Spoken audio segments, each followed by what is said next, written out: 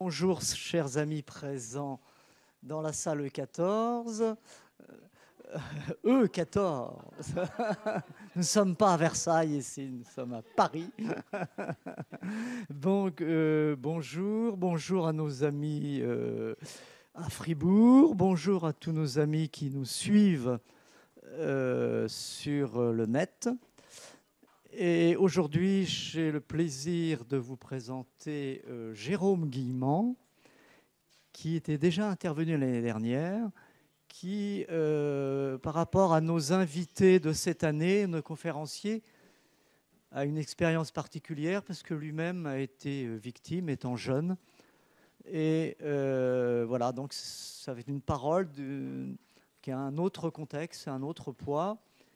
Et il va aussi nous partager son cheminement de reconstruction personnelle et comment il a fait ça et comment aussi il se met au service d'autres personnes victimes aujourd'hui. Voilà, je remercie beaucoup Jérôme. Il a écrit un livre, En mon corps meurtri. Hein, si vous êtes intéressé, il est possible de l'acheter pour la modique somme de 20 €. Merci. Merci Joël. Bonjour, bonsoir à tous.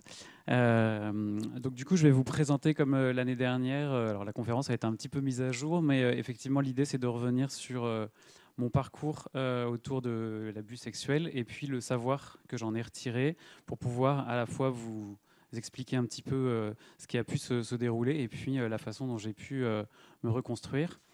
Et puis des clés aussi qui peuvent vous aider vous aussi dans le cheminement que vous faites éventuellement pour les personnes avec lesquelles vous serez en lien.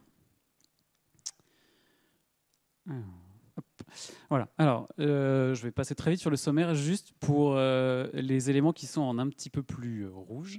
Tac, tac, ce sera des petits points qui seront un peu plus théoriques, sur lesquels je ne ferai pas forcément beaucoup de théorie, mais il y a des sujets sur lesquels je reviendrai un petit peu plus en détail. Ce que je vous propose du coup, c'est de dérouler, et puis après, vous poserez les questions que vous avez envie. Je suis ouvert à toutes les questions que vous aurez sur le sujet, et puis je pourrais aussi vous fournir, si vous le souhaitez, la présentation. C'est plus simple aussi. Voilà. Alors moi, du coup, je suis Jérôme Guillemant, je suis originaire de Vendée, je suis né en 83. Je vis actuellement à Paris. J'ai toujours été chrétien plutôt très engagé dans la vie paroissiale, et puis je suis organiste et choriste. Alors plutôt choriste aujourd'hui et moins organiste, mais voilà. J'ai eu une première vie professionnelle dans le monde de l'imprimerie, dans le monde de l'édition, dans le monde du luxe également. Et puis, sur différents domaines autour de la communication, autour du management, autour de la conduite du changement. Et puis, j'ai fait un burn-out assez important en 2021. J'y reviendrai parce qu'il fait le pont avec ce que j'ai vécu. Et puis, je me suis reconverti. J'ai publié du coup en 2023 le livre qui est ici, qui raconte un petit peu ce parcours. Et puis aujourd'hui, je suis psychopraticien. Et j'accompagne, pas que, mais j'accompagne notamment des victimes de violences sexuelles. Et puis j'accompagne sur des sujets autour de d'autres sujets, notamment la recherche de sens et puis le burn-out. Voilà. Et je suis également membre du groupe témoin de l'INIR. Alors je reviendrai aussi sur l'INIR tout à l'heure, c'est peut-être pas familier pour tout le monde. C'est une instance de reconnaissance et de réparation. Voici, vous avez vu Marie Derain, je pense. Voilà, elle est déjà intervenue, voilà. Donc bon, vous savez, voilà. Mais du coup, j'ai quand même précisé au cas où. Alors, je ne vais pas détailler tout, mais c'est important quand même de situer les choses. Moi, j'ai vécu les violences sexuelles répétées pendant 3 ans, entre mes 13 ans et mes 15 ans, dans 2 contextes séparés qui n'ont pas de lien direct, qui est un contexte scolaire, donc au collège, par des camarades de classe, et puis dans un contexte religieux, par un prêtre qui est décédé en 2009. Voilà, c'était quand je m'ai répété, c'était toutes les semaines, voire toutes les 2 semaines, selon les périodes. Donc c'est sur une période assez longue. Il faut imaginer qu'il n'y a pas de lien direct, évidemment, entre ces deux. Évidemment, il n'y a pas de lien direct entre ces 2 contextes, mais il y a quand même une interrogation que j'ai souvent eue, c'est effectivement est-ce qu'il y a des personnalités qui sont plus ou moins sujettes que d'autres à vivre ce type de traumatisme pour l'avoir vécu dans 2 contextes. Voilà, évidemment, je n'ai pas de réponse direct à apporter. C'est une interrogation qui peut venir de temps en temps aussi pour les victimes quand elles le vivent dans différents milieux. Voilà. À l'époque, en tout cas, moi, j'en parle pas. Il y a effectivement de la honte, de la sidération de ce que j'ai vécu. Et puis très vite, en fait, s'installe l'amnésie traumatique, c'est-à-dire que finalement, à la fois, je vis les choses pendant 3 ans, ça dure. À la fois, j'ai l'impression de me laisser happer par ce que je traverse, par ce que je vis. Et à la fois, très vite, quand à 15 ans, en fait, je quitte le collège pour aller au lycée, à ce moment-là, le prêtre quitte la commune également. Les autres camarades de classe vont dans un autre lycée. Enfin, tout s'arrête. Et très vite, la mémoire, les choses s'évaporent, en tout cas avant de revenir de manière beaucoup plus précise ensuite. Alors, je vais pas rentrer dans le détail là-dessus parce que je pense que pour ceux qui font le DU, vous avez probablement des cours avec Lorraine Angenot, peut-être, je ne sais pas si elle intervient, qui vous donnera plus de précision que moi sur le trauma, mais je vais quand même donner 2-3 éléments. Déjà, ce schéma que j'aime beaucoup. Alors, déjà 2-3 définitions. Quand on parle juste d'un stress, on est sur ce que j'appelle une menace extérieure, donc quelque chose qui vient de l'extérieur, voilà, qui est juste une dimension qu'on peut voir sur le premier dessin. Alors, ce sont des dessins symboliques comme si c'était on peut imaginer que comme si c'était des cellules. On peut aussi imaginer que c'est comme si c'était c'est des dessins qui ont été élaborés par un psychiatre en 2009. On peut imaginer aussi que c'est comme si finalement le rond nous représentait nous. On peut imaginer. Et puis le tour du cercle, c'est finalement notre on pourrait dire c'est notre peau, en tout cas ce qui nous protège. Quand il y a un stress, en fait, ce qui va se passer, c'est que le stress va nous affecter un petit peu, mais voilà, ça va rester, ce que je pourrais dire, pour simplifier, un petit peu en surface. Ça va nous affecter, mais jamais complètement durablement. Quand il y a ce qu'on appelle le trauma, en fait, ce qui se passe, c'est que le choc est tellement violent qu'il y a effraction. Comme si finalement, ce que la personne traverse est tellement fort que finalement ça s'inscrit en elle. C'est ce qu'on appelle effectivement le trauma. C'est vraiment ce qui va... c'est une blessure qui arrive par effraction. C'est comme si effectivement, on pourrait, si on prenait une image un petit peu comme si on prenait un couteau, en tout cas si on était poignardé, c'est un peu cette image-là. Il y a quelque chose en fait qui s'inscrit à l'intérieur de nous, qui est ce qu'on peut appeler l'image traumatique, qui fait que tout le temps, toute notre vie, cette image-là restera en mémoire, même si la personne ne s'en souvient pas. Ça laisse une trace qui ne partira jamais. Alors évidemment qu'on peut heureusement travailler, dépasser, mais en tout cas une trace qui reste là à vie. Dans cette dimension-là, vraiment, c'est aussi le trauma, c'est vraiment l'étape où la personne va se dire il y aura un avant et un après. Les personnes qui vivent un trauma savent que la vie ne sera plus du tout comme avant, elle ne reviendra jamais à ce qu'elle a été avant cette étape-là de vie. Voilà, c'est vraiment un élément. Alors, on peut le prendre sur le traumatisme, sur le trauma sexuel, on peut le prendre évidemment sur les attentats. Hein, si on prend des choses aussi qui peuvent aussi nous parler, si on prend le Bataclan ou autre, il y a vraiment cette dimension-là pour les personnes qui ont traversé ces étapes-là. Et puis la dimension du stress post-traumatique, qui est le dernier dessin, c'est en fait que l'image, elle est tellement inscrite en nous que finalement, quand il se passe quelque chose à l'extérieur, qui n'a pas forcément de lien direct avec ce que la personne a vécu, ça va réactiver son traumatisme. Ça peut être par exemple une odeur, ça peut être un lieu. J'ai eu un exemple, je peux vous donner un exemple assez précis de ce lien-là. J'ai une victime que j'ai accompagnée, qui est un homme d'une 60aine d'années, qui a vécu des violences sexuelles à l'adolescence dans le milieu de l'église aussi, hein, dans un pensionnat en Vendée.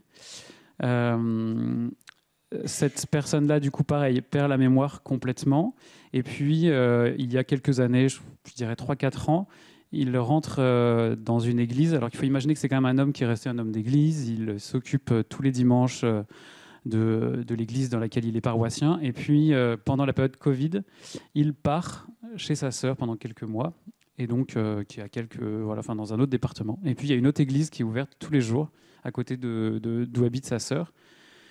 Et puis il se rend dans cette église et il y a une odeur particulière dans cette église qui le connecte directement aux images de ce qu'il a vécu quand il était adolescent. C'est-à-dire que d'un coup, plus de 40 ans après, enfin même plus de 50 ans après, je crois qu'il avait à peu près 10 ans à cette époque-là, toutes les images de ce qu'il a vécu reviennent. Et là, on est vraiment sur la dimension du stress post-traumatique, la figure 4, c'est-à-dire qu'il y a quelque chose à l'extérieur, et en l'occurrence là une odeur, qui devient pour lui une menace et qui le connecte directement à ce qu'il a vécu à l'intérieur, dont il n'avait plus du tout de mémoire.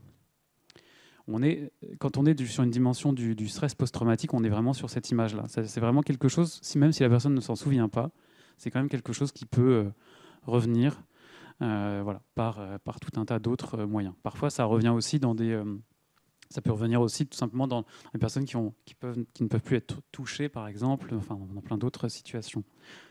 Voilà. Et puis, Je précise juste aussi, mais ça j'imagine aussi que Lorraine tout ça sera revenu là-dessus, traumatisme simple, traumatisme complexe. J'y reviendrai parce que ça pose d'autres questions après. Un traumatisme simple, on est plutôt sur ce qu'on peut appeler un choc unique, c'est-à-dire quelque chose qu'on vit une seule fois, qui a un début, qui a une fin. Voilà, ça peut être, alors là, ça peut être effectivement un attentat, par exemple, alors, pas forcément si loin, mais en tout cas quelque chose de cet ordre-là. Ça peut être aussi, voilà, j'ai vu un accident de voiture voilà, à distance. Traumatisme complexe, on est sur quelque chose qui est une violence durable, qui est répétée et qui est même prévisible. Prévisible au sens de, typiquement sur des personnes qui ont vécu des violences sexuelles de manière assez longue, que ce soit dans la famille ou dans l'église. Beaucoup savaient ce qui les attendait pendant des mois et des mois. Ils étaient en capacité de savoir qu'ils allaient voilà, y passer. Voilà. Dans les symptômes du traumatisme, parce que alors du coup, trauma et traumatisme, c'est vrai que je l'ai mis sur la slide d'avant, mais trauma et traumatisme, trauma, on est vraiment sur l'événement, c'est-à-dire ce qui se passe. Traumatisme, c'est les conséquences de l'événement. Ce sont deux mots qui sont différents, en tout cas qui n'ont pas le même sens, même si on les mélange beaucoup aujourd'hui dans le comment je pourrais dire, dans le langage courant en tout cas. Le traumatisme, on est sur quelque chose qui s'installe depuis plusieurs semaines, plusieurs mois, qui est durable, avec différentes symptomatiques. Il y a effectivement ce que j'évoquais tout à l'heure, le fait de plus rien ne sera comme avant, donc vraiment la notion de rupture dans la continuité d'existence. Vraiment la personne, elle est comme si elle était figée dans son présent, elle a l'impression de ne plus avoir d'avenir, parfois elle a même l'impression de ne plus avoir de passé, parce qu'il y a beaucoup de choses qu'elle perd en mémoire, dont elle n'a plus du tout idée. Il peut y avoir aussi une notion de réviviscence. Donc réviviscence, c'est que la personne peut revivre des états qu'elle a déjà éprouvés par le passé. Donc elle n'a pas d'image, mais d'un coup, elle ne sait pas pourquoi. Elle se fige, elle est en panique, sans savoir pourquoi. On est sur des tas de reviviscence. Et puis on a aussi de la réminiscence, où là, on peut aussi avoir des souvenirs vagues. Donc là, plutôt des images, des éléments incomplets qui peuvent faire irruption, sans vraiment bien savoir ce qui se passe. Voilà. Bon. Et les souvenirs, c'est un peu de cette manière-là, moi, que c'est revenu d'abord. Il y a quand même, et ça c'est un élément important, une incapacité à se souvenir. C'est-à-dire qu'il y a des gens qui vont se souvenir complètement de ce qu'ils ont vécu, quel que soit l'âge, je précise, et certains, vraiment, il va y avoir une amnésie totale ou partielle. L'amnésie peut se lever, c'est-à-dire que petit à petit, les images peuvent revenir. On ne sait jamais si l'amnésie s'est totalement levée ou pas. C'est très difficile de savoir si la personne elle a toutes les images ou pas. Voilà. Après, il peut y avoir tout ce qui est l'hypervigilance, donc les angoisses, problématiques autour de l'isolement. L'isolement, c'est une difficulté d'entrer en relation. C'est des gens qui, souvent, soit ont des relations très conflictuelles, soit, du coup, ils n'entrent pas du tout en relation. Il peut y avoir toute la dimension de la dépression, la honte, la culpabilité, évidemment, l'impuissance. Bon. Réactivité neurovégétative, c'est beaucoup de réactions au niveau du corps, mais ça, j'y reviendrai aussi un peu après, parce que je vais expliquer, moi, comment ça s'est manifesté. Voilà. Et puis, compulsion de répétition, pour tenter de maîtriser la situation, c'est que la personne peut avoir des rêves, des cauchemars, ou même des tocs. C'est vrai que je ne l'ai pas précisé, mais il peut y avoir tout un tas de choses qui sont là pour essayer de maîtriser la situation, pour essayer de ne pas rentrer à l'intérieur de cette problématique. Alors du coup, moi je vais vous expliquer un petit peu comment ça s'est manifesté chez moi. C'est quelque chose dont je reviens beaucoup plus longuement dans le livre, mais du coup c'est aussi pour vous donner ce qui m'a apporté de vous amener au-delà du vécu, c'est vraiment qu'est-ce qui peut se passer après. Parce que souvent ce qu'on sous-estime ou ce qu'on n'imagine pas, c'est l'impact que peut avoir le traumatisme sur le long cours, pendant des années, pendant toute une vie parfois, chez les personnes. Moi, déjà, j'ai eu une amnésie traumatique, principalement entre 1998 et 2008. Et puis, en fait, voilà, en 2008, j'ai eu une rupture amoureuse. Et à ce moment-là, j'ai commencé à avoir des premiers flashbacks de ce que j'avais vécu. Différentes sensations corporelles, diverses et variées. Et puis, des troubles digestifs. À l'époque, j'avais un suivi psychothérapeutique, mais il y avait des choses qui me paraissaient assez étranges dans mon comportement. Mais voilà, que ce soit le psychiatre ou le psychothérapeute, voilà, n'ont pas forcément évoqué cette question-là. Alors, il faut imaginer que c'était il y a 2008, hein, donc c'était pas il y a 20 ans, mais voilà, pas loin. À cette époque-là, on parlait beaucoup moins du traumatisme, mais encore des traumatismes sexuels non plus. Il faut imaginer que maintenant, je pense en 2025, on aurait une autre vision de ces sujets-là. Mais en tout cas, voilà, parce que les sujets ont beaucoup évolué. En 2010, je déménage moi, à Paris, je change d'emploi, enfin, voilà, je poursuis une psychothérapie. Et en fait, j'ai vraiment une dimension où je me dis, voilà, je change de vie, je change de lieu, les choses vont aller mieux. Peut-être que c'est juste que j'ai besoin de changer d'environnement. Voilà, en fait, les choses ne vont pas du tout mieux. C'est-à-dire que les symptômes se chronicisent, c'est-à-dire qu'il y a un certain nombre de maladies qui s'installent, notamment les troubles digestifs, j'ai beaucoup d'intolérance alimentaire, je fais de l'anorexie. Et puis, je commence à avoir des troubles obsessionnels, des troubles anxieux, voilà, une hypervigilance. Voilà. beaucoup de troubles du sommeil. Enfin, voilà, les symptômes commencent à se multiplier. Et puis, une problématique aux yeux assez importante aussi. En même temps que des souvenirs émergent, comme si finalement les souvenirs émergeaient, et puis pour ne pas les voir, finalement, je développe une problématique aux yeux. En tout cas, il y a des possibilités comme ça. Et puis un vitiligo, je pense que maintenant, depuis qu'on a eu Édouard Philippe comme Premier ministre, c'est une pathologie qui est beaucoup plus claire pour tout le monde. En tout cas, voilà, qui se voit un peu sur ma barbe maintenant, mais que j'ai eu qui est apparu en quelques jours sur toutes les zones qui ont été touchées par le prêtre. Donc voilà. Et avec c'est une dépigmentation de la peau qui est apparue vraiment quelques mois avant que je verbalise vraiment ce qui s'était passé, comme s'il y avait une urgence à dire. Et puis j'ai eu aussi une problématique cardiaque. Voilà, donc moi ça s'est vraiment exprimé de manière assez forte au niveau de symptomatique, et à cette époque-là, en même temps, il y a quelques images qui reviennent, mais des images pas très claires, parfois des images du lieu, parfois des images évidemment de scène, mais voilà, c'est vraiment des éléments très, très infimes. Et puis je sens bien que c'est comme si, comment je pourrais dire, comme s'il y a des éléments qui sont cachés, voilés, pour pas non plus tout montrer à ce moment-là. Et puis en parallèle, et c'est aussi ça que j'ai envie de montrer, c'est qu'en parallèle, en fait, j'ai une dimension d'avoir l'impression d'être dissocié. C'est vrai que je ne l'ai pas évoqué dans les symptômes du traumatisme, mais il peut y avoir cette dimension très forte d'être à côté de sa vie. C'est-à-dire comme si finalement on a l'impression de ne pas vivre, ou on a l'impression d'être plusieurs, parfois. Il peut y avoir cette dimension-là. Et moi, à cette époque-là, je suis dans ce que j'appelle l'abandon au travail. Il y a vraiment une addiction au travail. Moi, je travaille 80 heures par semaine, je ne prends pas de vacances, et je ne comprends même pas pourquoi je peux être fatigué. Mais c'est une manière pour moi de me sauver, d'une certaine façon, de ce que je vis à l'époque. Et puis, une façon aussi d'avoir une certaine reconnaissance. À l'époque, je suis dans le monde du luxe. Donc, voilà. Et puis, le fait d'être sur de l'événementiel, sur des choses hyper stressantes, ça me permet de me sentir vivant. Parce que souvent, quand on a vécu un traumatisme, eh bien, on se sent mort à l'intérieur de soi. Et donc, du coup, on a souvent ce besoin de tester la limite entre est-ce que je suis encore vivant, est-ce que je ne suis pas vivant. Donc, on a souvent des comportements un peu limites. C'est ce que j'évoquais dans le comportement un peu borderline. En tout cas, c'était à limite, c'est-à-dire on essaie de franchir certaines frontières. Et puis, il y a de l'abus qui se présente effectivement sous d'autres formes. L'exigence que je peux avoir envers moi-même, déjà. Et puis, j'ai un management qui est assez particulier aussi, mais qui vraiment fait vraiment, comment je pourrais dire, vraiment image de l'abus. Et d'ailleurs, c'est un élément qui a souvent été représenté par ma psychanalyste, qui me disait, mais en fait, vous ne faites que parler d'abus toutes les semaines quand je vous vois au cabinet. Et moi, je lui dis, mais jamais je n'ai parlé d'abus sexuels. Et elle me dit, mais je ne vous ai pas parlé non plus d'abus sexuels, je vous ai parlé d'abus dans le travail. Mais comme quoi le lien était quand même... voilà. Et puis le lien, finalement, les images, plus le travail s'est fait, plus les images sont revenues, donc plus le travail a dû se faire. Et puis à cette époque-là, j'évite toute relation sexuelle amoureuse, en tout cas, tout ce qui peut m'orienter vers ça, et je ne comprends pas vraiment pourquoi, mais pendant pratiquement 15 ans, il ne se passe rien dans ma vie de ce côté-là. Et puis, surtout, j'ai une extrême difficulté à recevoir des gens chez moi. Et je deviens hypersensible à tout l'environnement extérieur, aux gens qu'il peut y avoir autour de moi.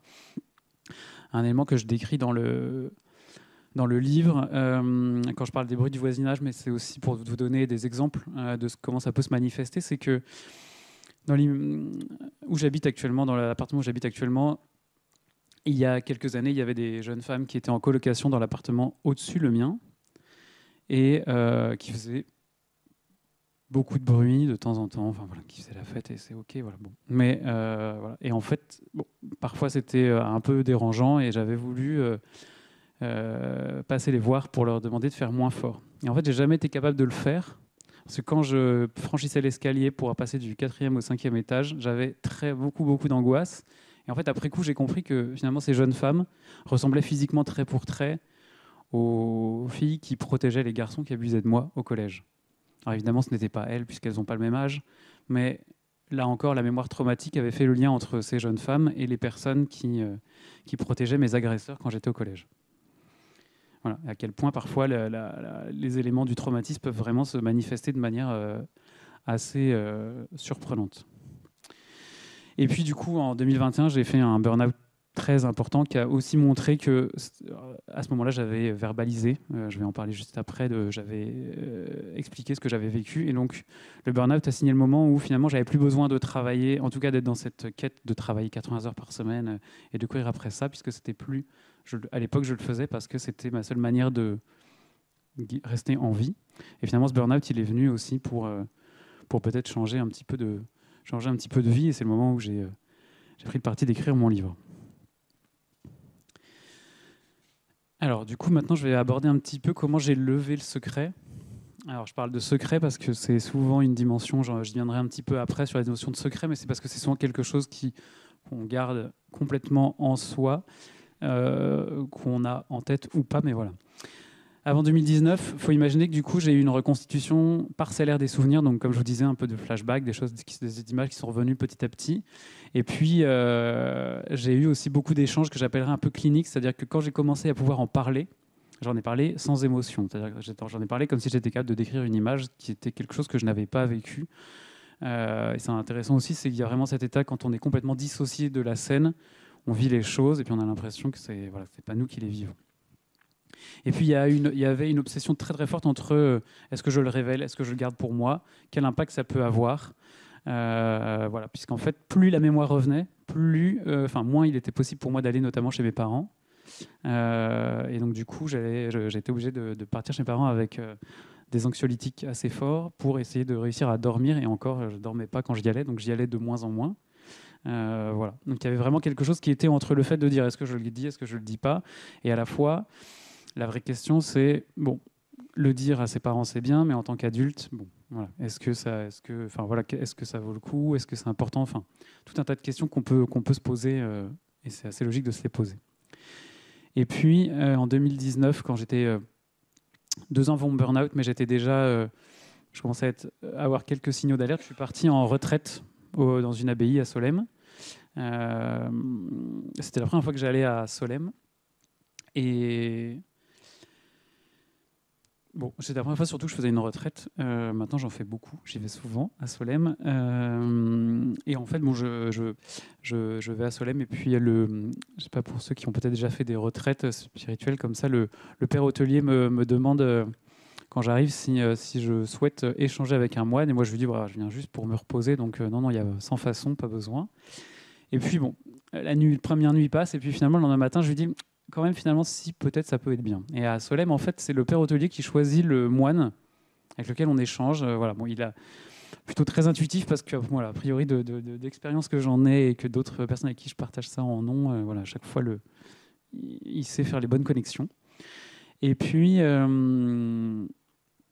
en fait, je ne sais pas vraiment pourquoi. En fait, je vois ce moine tous les jours.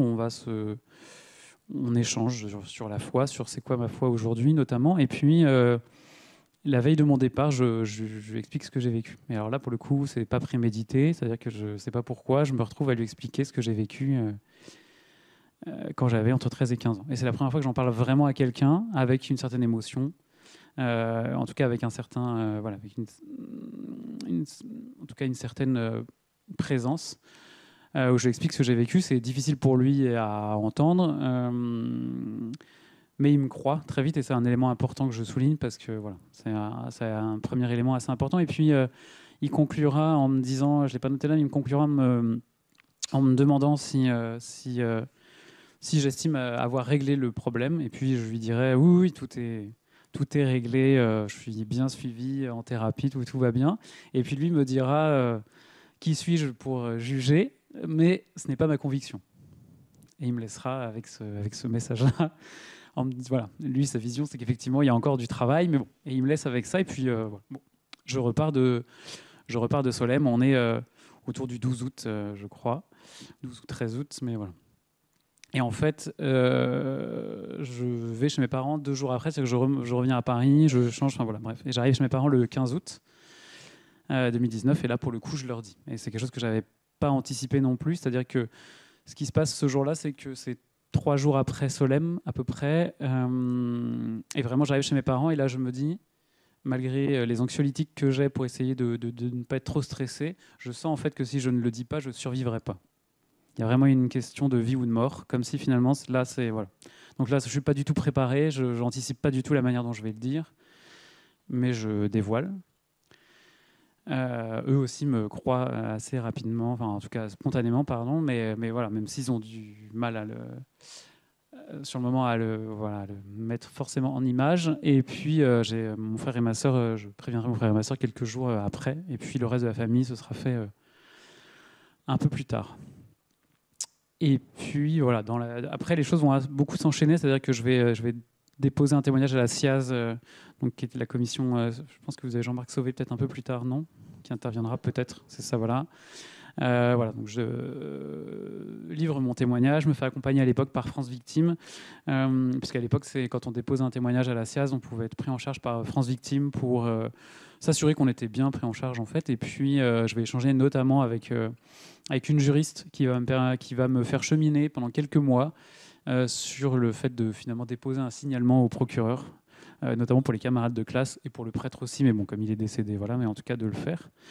Et puis aussi d'envoyer un signalement à l'évêque de Luçon en mars 2021. Et donc, l'élément qui est important dans un processus comme celui-là, au-delà de la reconstruction, c'est la dimension de la reconnaissance. Donc la reconnaissance, évidemment, je l'ai eu avant. D'abord évidemment par mes parents déjà, qui n'ont pas mis en doute ma parole, même si forcément pendant des mois et des mois, ils ont posé beaucoup de questions, ils ont eu besoin de revenir sur beaucoup de souvenirs pour essayer de se dire, mais là, c'est un indice, là, c'en était peut-être un. Enfin voilà, qu'est-ce qu'on aurait dû voir. Enfin bon, voilà. Forcément, ça fait partie du processus.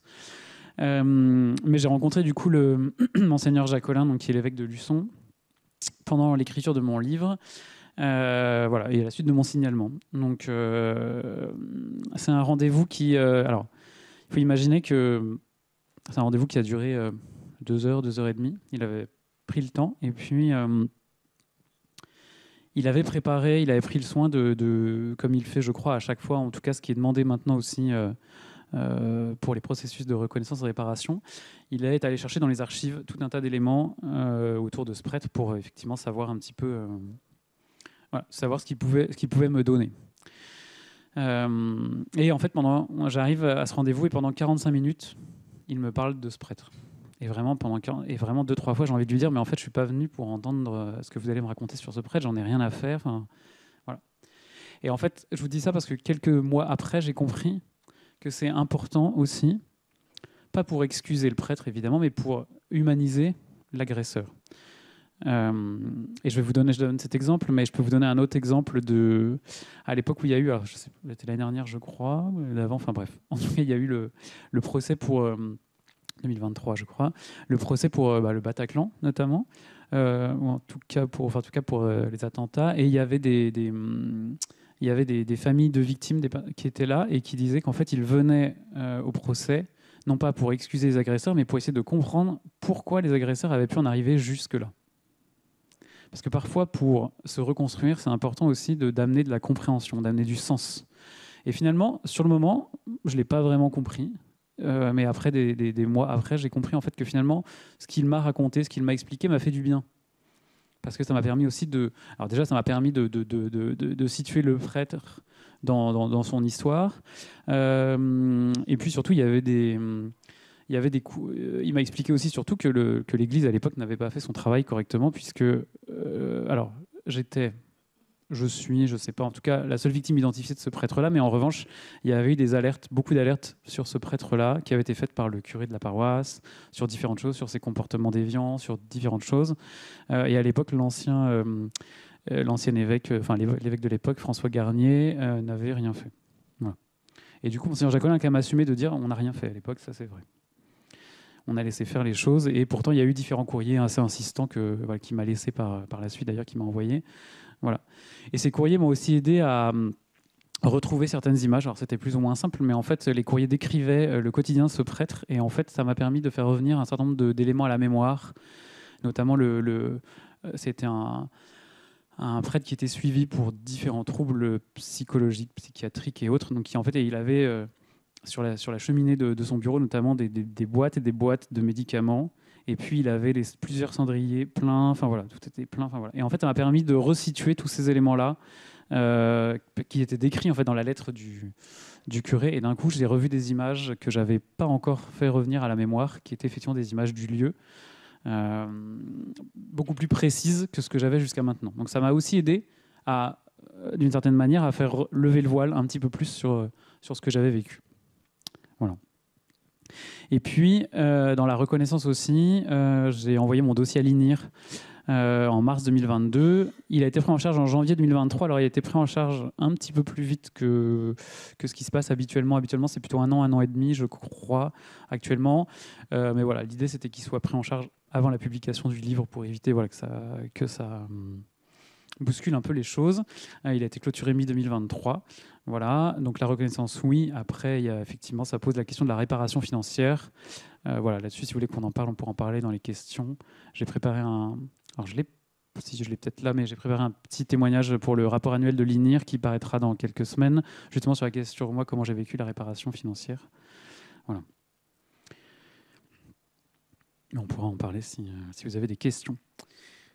Sur le cheminement thérapeutique, je vais vous donner quelques éléments. Après, je reviendrai sur quelques thérapies à privilégier ou pas. Je vous donnerai quelques éléments aussi. Mais là, c'est pareil, j'imagine que Lorraine vous a déjà donné un certain nombre d'éléments. Mais bon, je vous en donnerai aussi, c'est toujours important. Moi, j'ai fait un parcours thérapeutique plutôt ce que j'appelle intégratif, c'est-à-dire plusieurs choses, pas qu'une seule. En fait, ce qu'on se rend compte sur la dimension du traumatisme, c'est que globalement, il faut plusieurs thérapies. C'est rare qu'une seule thérapie suffise à aider. Moi, j'ai fait beaucoup de psychanalyse parce que j'avais plutôt une appétence assez forte pour la psychanalyse. C'est réellement ce qui m'a le plus aidé. Alors, je précise psychanalyse jungienne parce que voilà, il y a différents types de thérapie, de psychanalyse. Il faut, je l'ai mis dans quelques slides après, mais si c'est de la psychanalyse, il faut quand même que ce soit avec un psychanalyste plutôt en face à face et plutôt contenant, c'est-à-dire pas forcément l'image qu'on peut avoir de la psychanalyse à l'ancienne avec un thérapeute complètement silencieux qu'on voit pas parce qu'on est sur le divan, allongé sur le divan, voilà. Mais pour autant, c'est vraiment ce qui m'a le plus aidé, de loin. J'ai travaillé beaucoup en thérapie narrative et en ICV. ICV, c'est intégration du cycle de vie. Les deux sont en lien.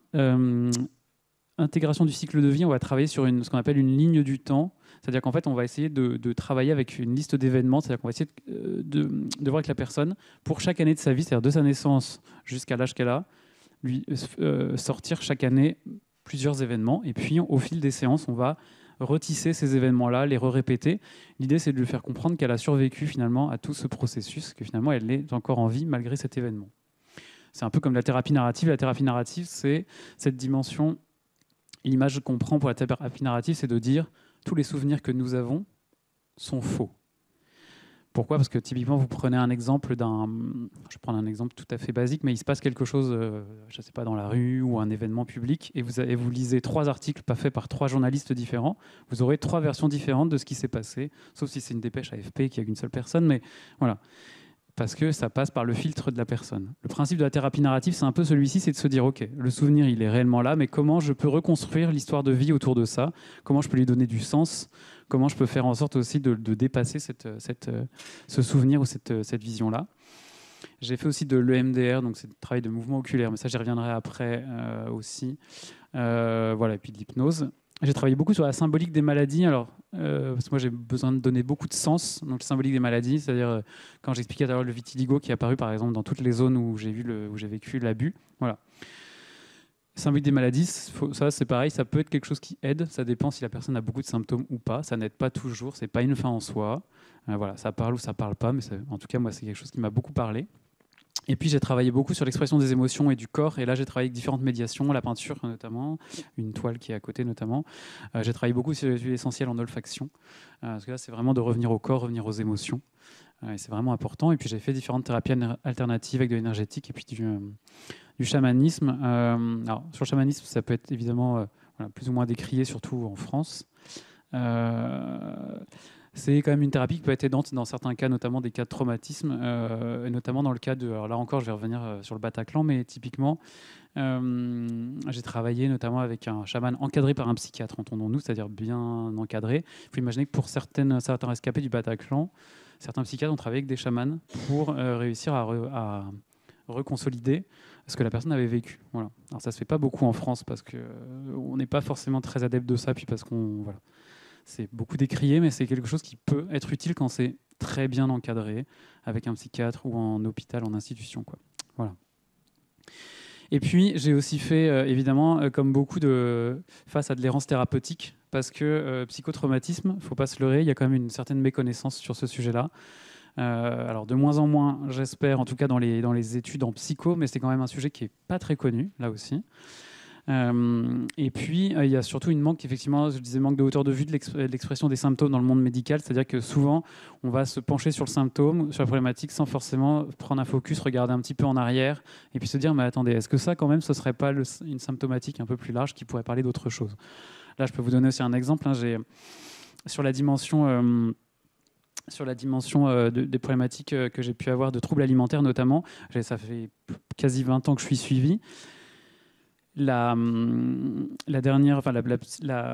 gastro-entérologue qui me suit actuellement et qui me suit depuis 2-3 ans est une plutôt jeune, en tout cas, en tout cas des dernières générations voilà. Quand je lui ai décrit mes symptômes, c'est pratiquement l'une des premières questions qu'elle m'a posées, c'est si j'avais souvenir d'avoir vécu des violences sexuelles. Voilà. Ce qui n'était jamais venu à l'idée des autres précédents.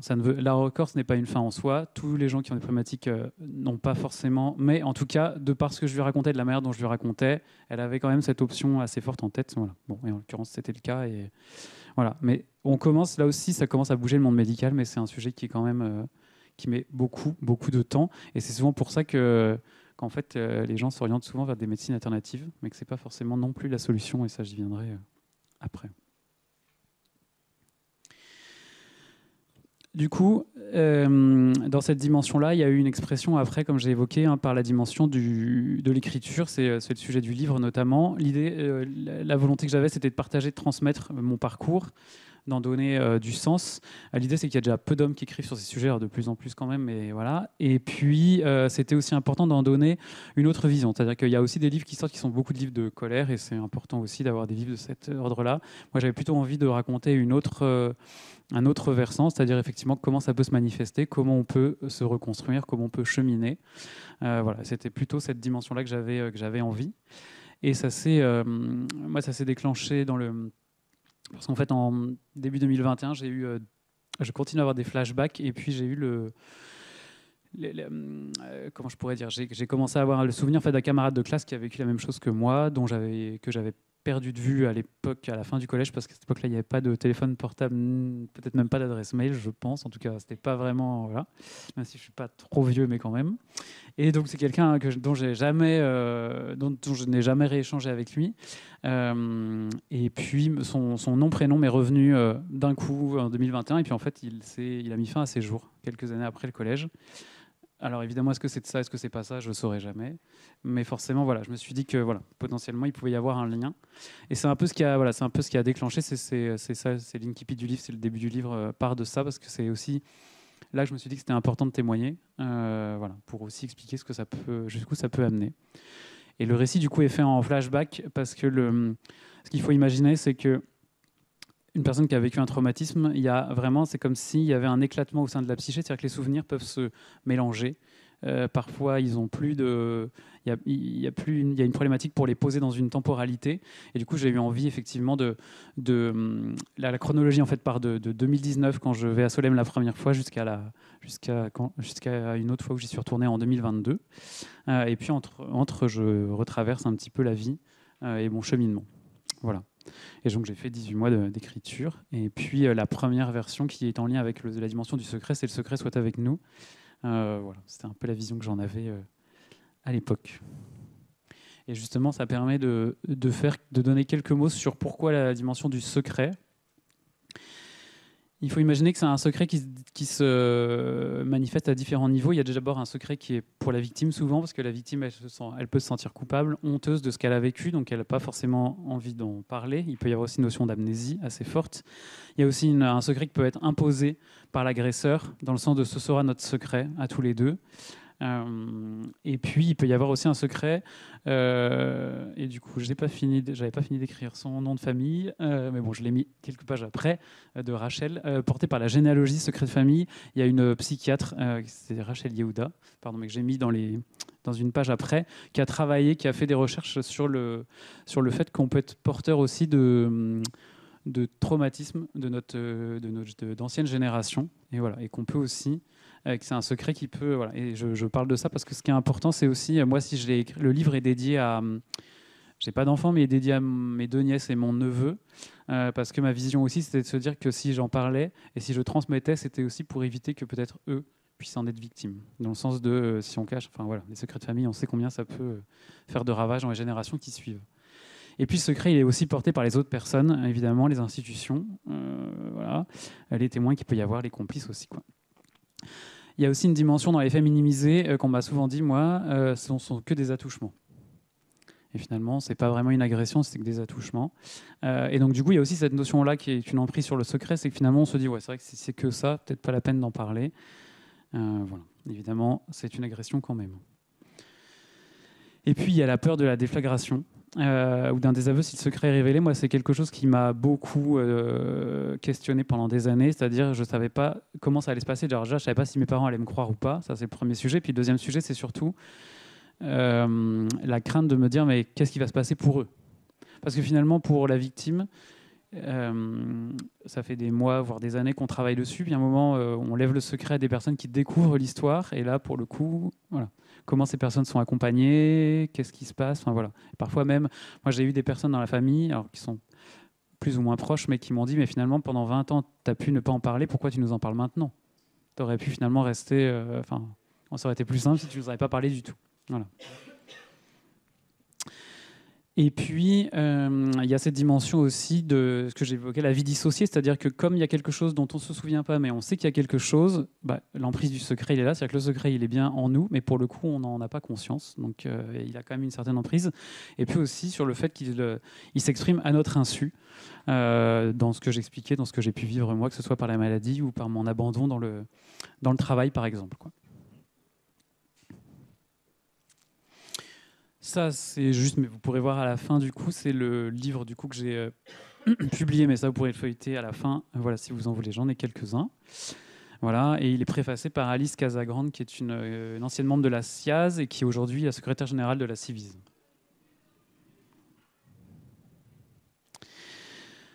Et du coup, ce que j'ai souhaité faire aussi, c'est qu'au-delà d'une transmission par l'écriture, j'ai souhaité aussi transmettre par ma reconversion, pour aussi me dire que voilà, l'idée c'était aussi de faire quelque chose, de faire autre chose de ce que j'avais vécu. Donc aujourd'hui, je suis psychopraticien.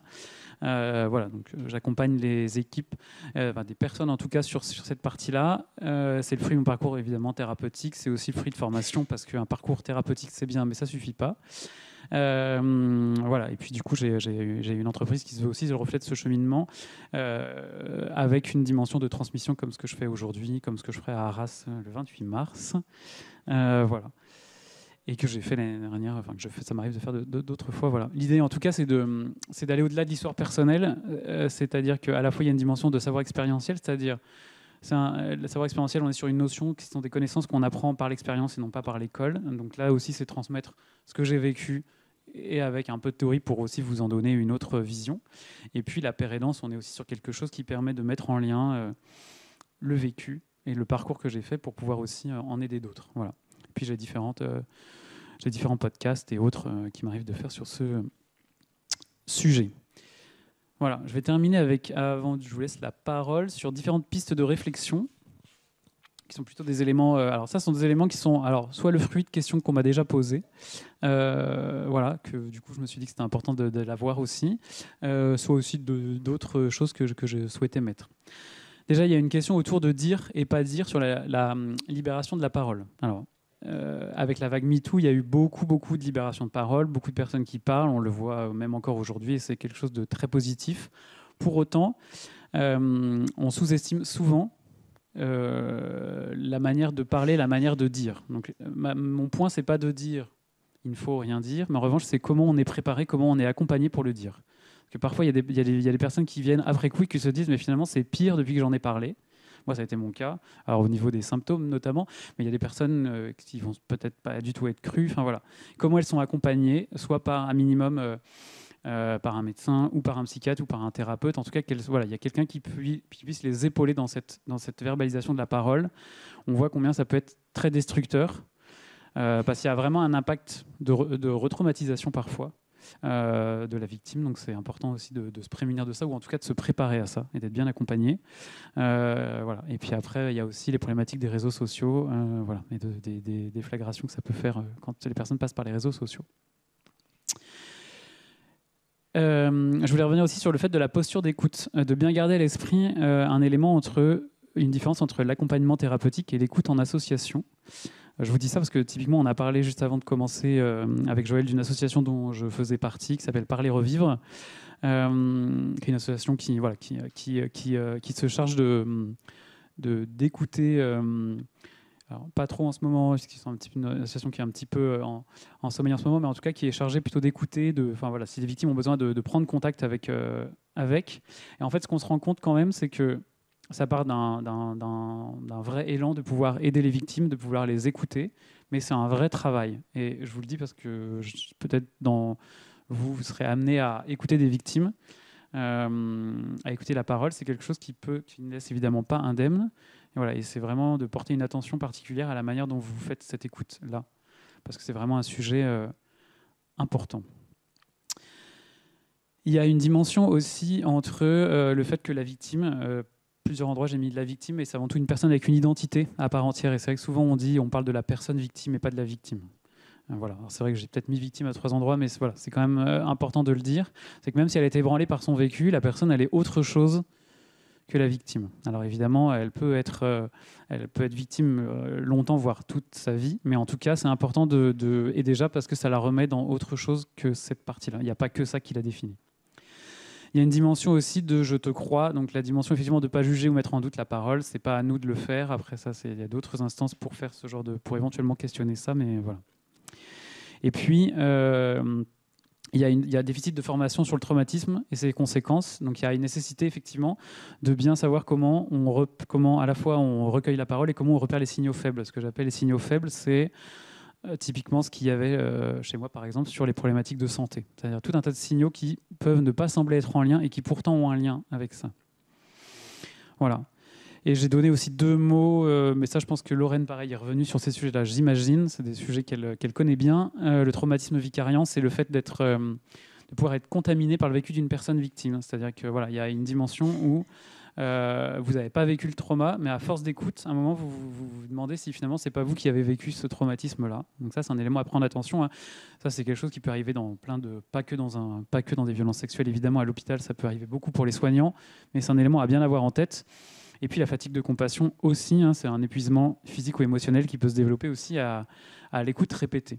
Je vous donne ces éléments-là parce que c'est vraiment des éléments à avoir en tête, c'est-à-dire que d'être écoutant, ou en tout cas d'accompagner et d'écouter des victimes, c'est important de le faire, mais c'est important aussi de penser à vous et à votre santé mentale, du coup.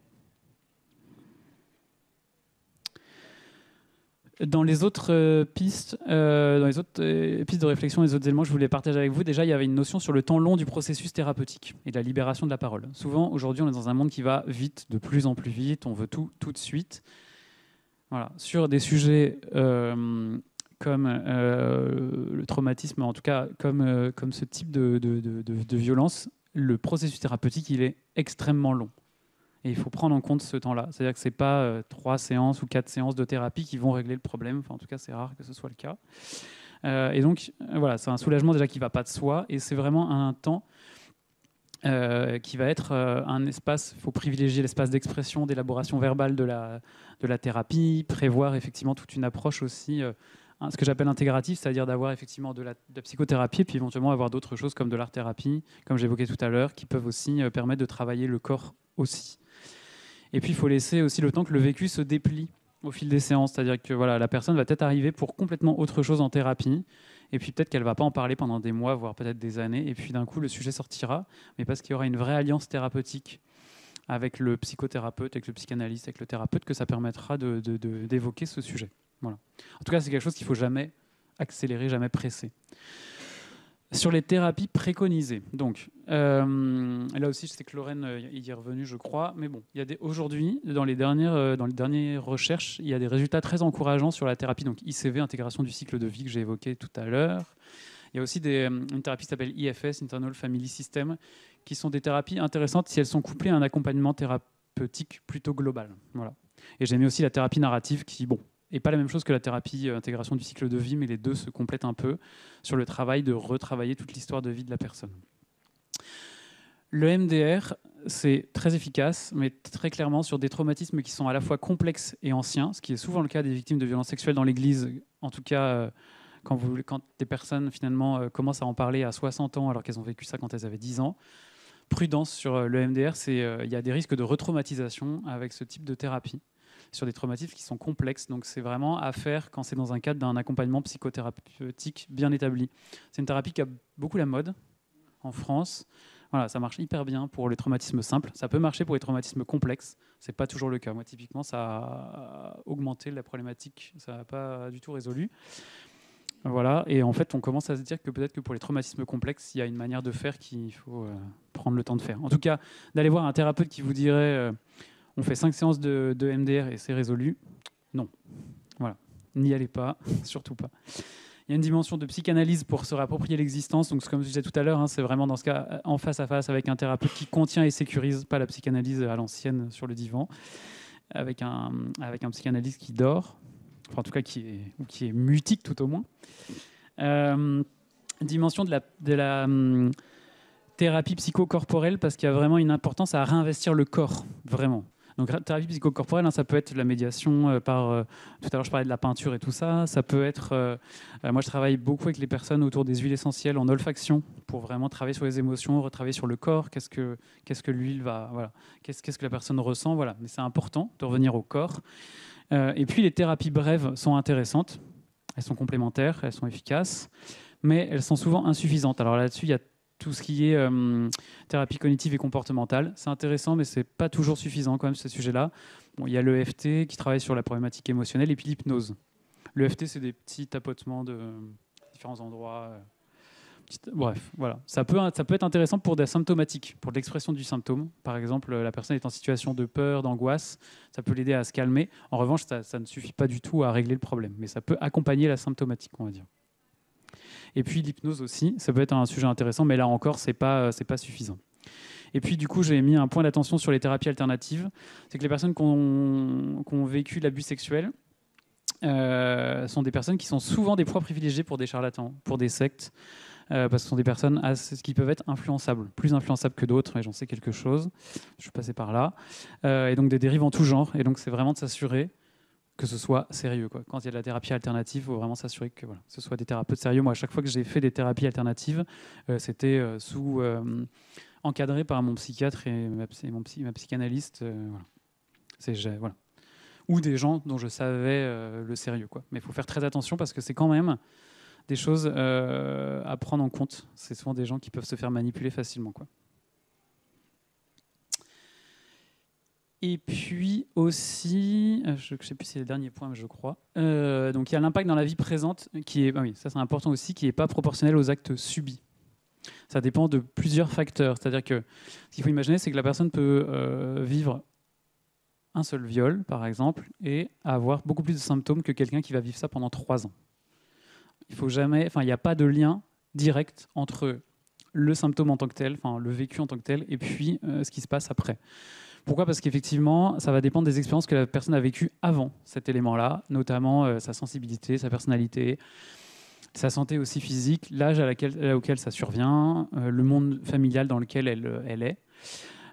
Ça peut évidemment aussi ça dépend aussi évidemment quand même de l'événement, mais pas que, évidemment, de sa sévérité, son intensité, sa durée, son impact, évidemment. Le contexte aussi post-traumatique, c'est-à-dire s'il y a un soutien psychologique, familial et social juste après ou pas. On se rend bien compte que pour les victimes de violences sexuelles dans l'Église, en tout cas qui ont un certain âge et qui n'en a généralement pas eu, pour beaucoup, c'était pas une époque... voilà. Et puis, est-ce qu'il y a effectivement un traumatisme transgénérationnel qui est déjà préexistant ? Et là, du coup, il y a des recherches autour de c'est le nom de tout à l'heure que je n'avais pas fini d'écrire, qui est le Dr Rachel Yehuda, si vous voulez, ça vous intéresse. Il y a un article, je crois qu'il y a Cerveau et Psycho, qui a un article assez intéressant sur le sujet. Voilà, je crois qu'il est accessible gratuitement, et sinon, non, il est accessible gratuitement. Voilà, et qui explique assez bien où elle en est sur ses recherches sur ce sujet. C'est vraiment passionnant, mais ça aussi, peut-être que Lorraine en a parlé. Moi, c'est Lorraine qui m'a donné cette info-là. Voilà. Également, le fait que la résilience, c'est un chemin et pas un objectif à atteindre, surtout parce que c'est un mot qu'on utilise à toutes les sauces, dans tous les sujets. Une entreprise résiliente, enfin bon, de tout. Vraiment, voilà, c'est un chemin, c'est-à-dire qu'il n'y a pas un seul chemin de résilience, il y en a plein. Et puis surtout, c'est pas un objectif, c'est-à-dire qu'en fait, c'est quelque chose qui durera toute une vie. Donc voilà, c'est un cheminement et c'est un peu comme le pardon aussi. C'est pour le coup, pour moi, j'estime que c'est pas forcément un objectif à atteindre. C'est un sujet d'une discussion que j'ai eu beaucoup avec le moine sur la fin de l'écriture de mon livre sur le pardon justement, sur est-ce qu'il fallait pardonner ou pas. Voilà. Et je pense que c'est voilà. Enfin, en tout cas, ma préconisation, c'est pas forcément d'imposer ce point-là. Voilà. Après, chacun. Voilà. Sur les actions de prévention, donc il y a des recommandations qui ont été faites par la SIAZ envers l'Église, plus celles de la Civise. Bon, il y a toute la partie éducation à la sexualité saine. Il y a des choses qui commencent à bouger un petit peu en ce moment dans l'éducation. Voilà, je sais. Bon, je n'ai pas suffisamment creusé le sujet pour savoir si c'est une bonne ou une mauvaise nouvelle, ce qui est en train de se faire là-dessus. Mais en tout cas, il y a un vrai besoin d'éduquer à la sexualité saine, et en tout cas à ce que j'appelle à la représentation et aux limites du corps, c'est-à-dire sans forcément aller très loin dans la sexualité, qu'on soit capable d'évoquer à des enfants en très bas âge qu'en fait, voilà, il y a le corps, ça leur appartient, voilà, c'est pas n'importe qui y touche notamment. C'est toute la notion de justement de ce que j'appelle de frontières interpersonnelles, toute la relation à l'autre et la notion de consentement. Et puis, l'idée aussi en prévention, c'est d'accepter de proposer le dialogue sur ces sujets, parce que c'est souvent des sujets qui sont, dont on ne parle pas. Alors, en ce moment, on en parle de plus en plus, évidemment, mais voilà, c'est important aussi de pouvoir en parler. C'est aussi pour ça que je suis là aujourd'hui, parce que je pense que c'est aussi comme ça qu'on aide à prévenir. Voilà. Et donc, ma conclusion, j'ai une petite photo de... je vais vous expliquer pourquoi, de chat. Voilà. Donc déjà, ce que je voulais donner en conclusion, c'est qu'il y a quand même c'est quand même un sujet où on pourrait dire que c'est un peu la double peine, c'est-à-dire que d'abord on est victime, et après, pendant toute une vie, il va y avoir des soins et un travail sur soi qui est indispensable pour mieux être. Donc il y a vraiment deux choses, il y a vraiment l'événement, et puis il y a tout ce qui se passe dans la résonance de toute la vie. Et puis, il y a un élément vraiment qui, je crois, moi, je sens de plus en plus, qui est cette dimension de passer de la survie à la vie. C'est-à-dire que quand on a vécu un traumatisme, on est vraiment dans une dimension de survie très forte. Et il y a vraiment une dimension de comment on sort de ce sentiment d'urgence, comment on sort de cette dimension-là petit à petit. Ça ne se fait pas du jour au lendemain. Moi, c'est progressif. Je dirais que il y a encore des moments où voilà, je sens que ce n'est pas encore complètement réglé. Mais voilà, mais c'est un vrai cheminement. En conclusion aussi, ce que j'ai envie de partager, c'est que finalement, j'ai réussi quand même à ouvrir l'espace intime. Alors, je mets le chat et ça peut porter à sourire, mais c'est un élément que j'évoque aussi dans le livre, c'est que quand on a vécu un traumatisme comme celui-là, parfois, on peut avoir une problématique avec notre espace à soi. Et comme j'évoquais, moi, c'était compliqué d'inviter des gens chez moi. Et en fait, il y a quelques années, j'ai décidé d'avoir un animal de compagnie, et j'ai failli le rendre au bout de 24 heures parce que c'était très compliqué pour moi d'avoir quelqu'un qui vient dans mon espace vital, personnel. Voilà. Et donc j'ai dû travailler ça en thérapie pour ne pas abandonner le chat. Voilà. Mais ça a été un élément, et je vous dis ça parce que c'est un élément assez important aussi qui peut être une résonance du traumatisme. Voilà. Ça a été une première étape, puis maintenant voilà, je vis aussi, j'ai aussi pu réinvestir ma vie amoureuse, mais voilà, c'est aussi pour donner aussi à quel point ça peut résonner. Et finalement, le chat été un peu comme je dirais un peu une première étape de pouvoir aussi avoir quelqu'un qui investit le lieu, l'espace, petit à petit, se familiariser avec quelqu'un qui est là, quoi. Voilà. Et puis la réorientation professionnelle, j'en ai déjà parlé, cette notion de transmission, de passer de victime à témoin, qui est le nom de l'ouvrage de la SIAZ. Et puis voilà, j'ai des maladies chroniques, comme j'évoquais, qui sont atténuées, mais qui restent quand même sous surveillance. Et j'ai un suivi psychothérapeutique qui reste régulier aussi, parce que ça fait partie aussi où je pense que ça dure quasiment une vie. Voilà. Et puis j'ai une foi effectivement qui est quand même très investie, qui est aussi traversée par des crises. Mais ça, qu'on soit passé par le trauma ou pas, je pense qu'on traverse tous des crises dans la foi. En tout cas, ça peut nous arriver à tous. Voilà. Et juste avant de vous laisser la parole, je vous laisserai les slides après. Enfin, je verrai avec Joël comment je fais ça. Mais juste pour vous donner l'idée, je vous aurais mis une bibliographie de quelques livres intéressants, plus ou moins à creuser, des liens vers des émissions dans lesquelles des podcasts sur lesquels je suis intervenu, des articles que j'ai écrits pour Psychologie Magazine notamment, et puis une intervention pour le l'INIR sur la lettre de Noël dernier. Et puis bon, ça c'est sur Voix et Soi, mais voilà. Voilà.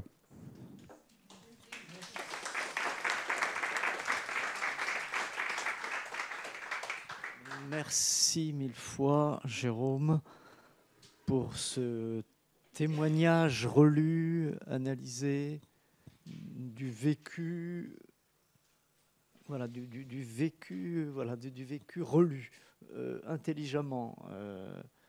Et je crois que c'est voilà, dans nos interventions nos conférences du lundi. Voilà, c'était la première conférence de ce type. Et je pense que c'est très important pour nous voilà, d'entendre cela. Alors, est-ce qu'il y a des questions dans la salle ici? Et je regarde dans le chat s'il y en a aussi. Oui, ben alors voilà. Alors, il faut parler dans le micro parce que pour que nos amis suisses s'entendent. Merci, bonsoir. Moi, j'ai une question par rapport à la foi, justement, puisque vous êtes chrétien et croyant. Comment est-ce que vous avez, quand les souvenirs sont revenus et que vous avez commencé à faire une thérapie et à en parler, comment est-ce que vous avez vécu ça d'un point de vue de la foi? Est-ce que vous avez vécu ça tout seul ou est-ce que vous y aviez associé le Seigneur, Dieu? Enfin, voilà, comment vous avez vécu ça? Alors, donc, ce qu'il faut imaginer, moi, c'est qu'à l'époque, quand c'est arrivé, moi j'étais organiste. Donc je passais le plus clair de mon temps. Alors non, quand même, j'ai passé du temps à l'école. Mais quand j'étais pas à l'école, je passais le plus clair de mon temps à l'église. Parce que je travaillais beaucoup mes partitions, je travaillais beaucoup la nuit, quand l'église était fermée, pour être un peu tranquille.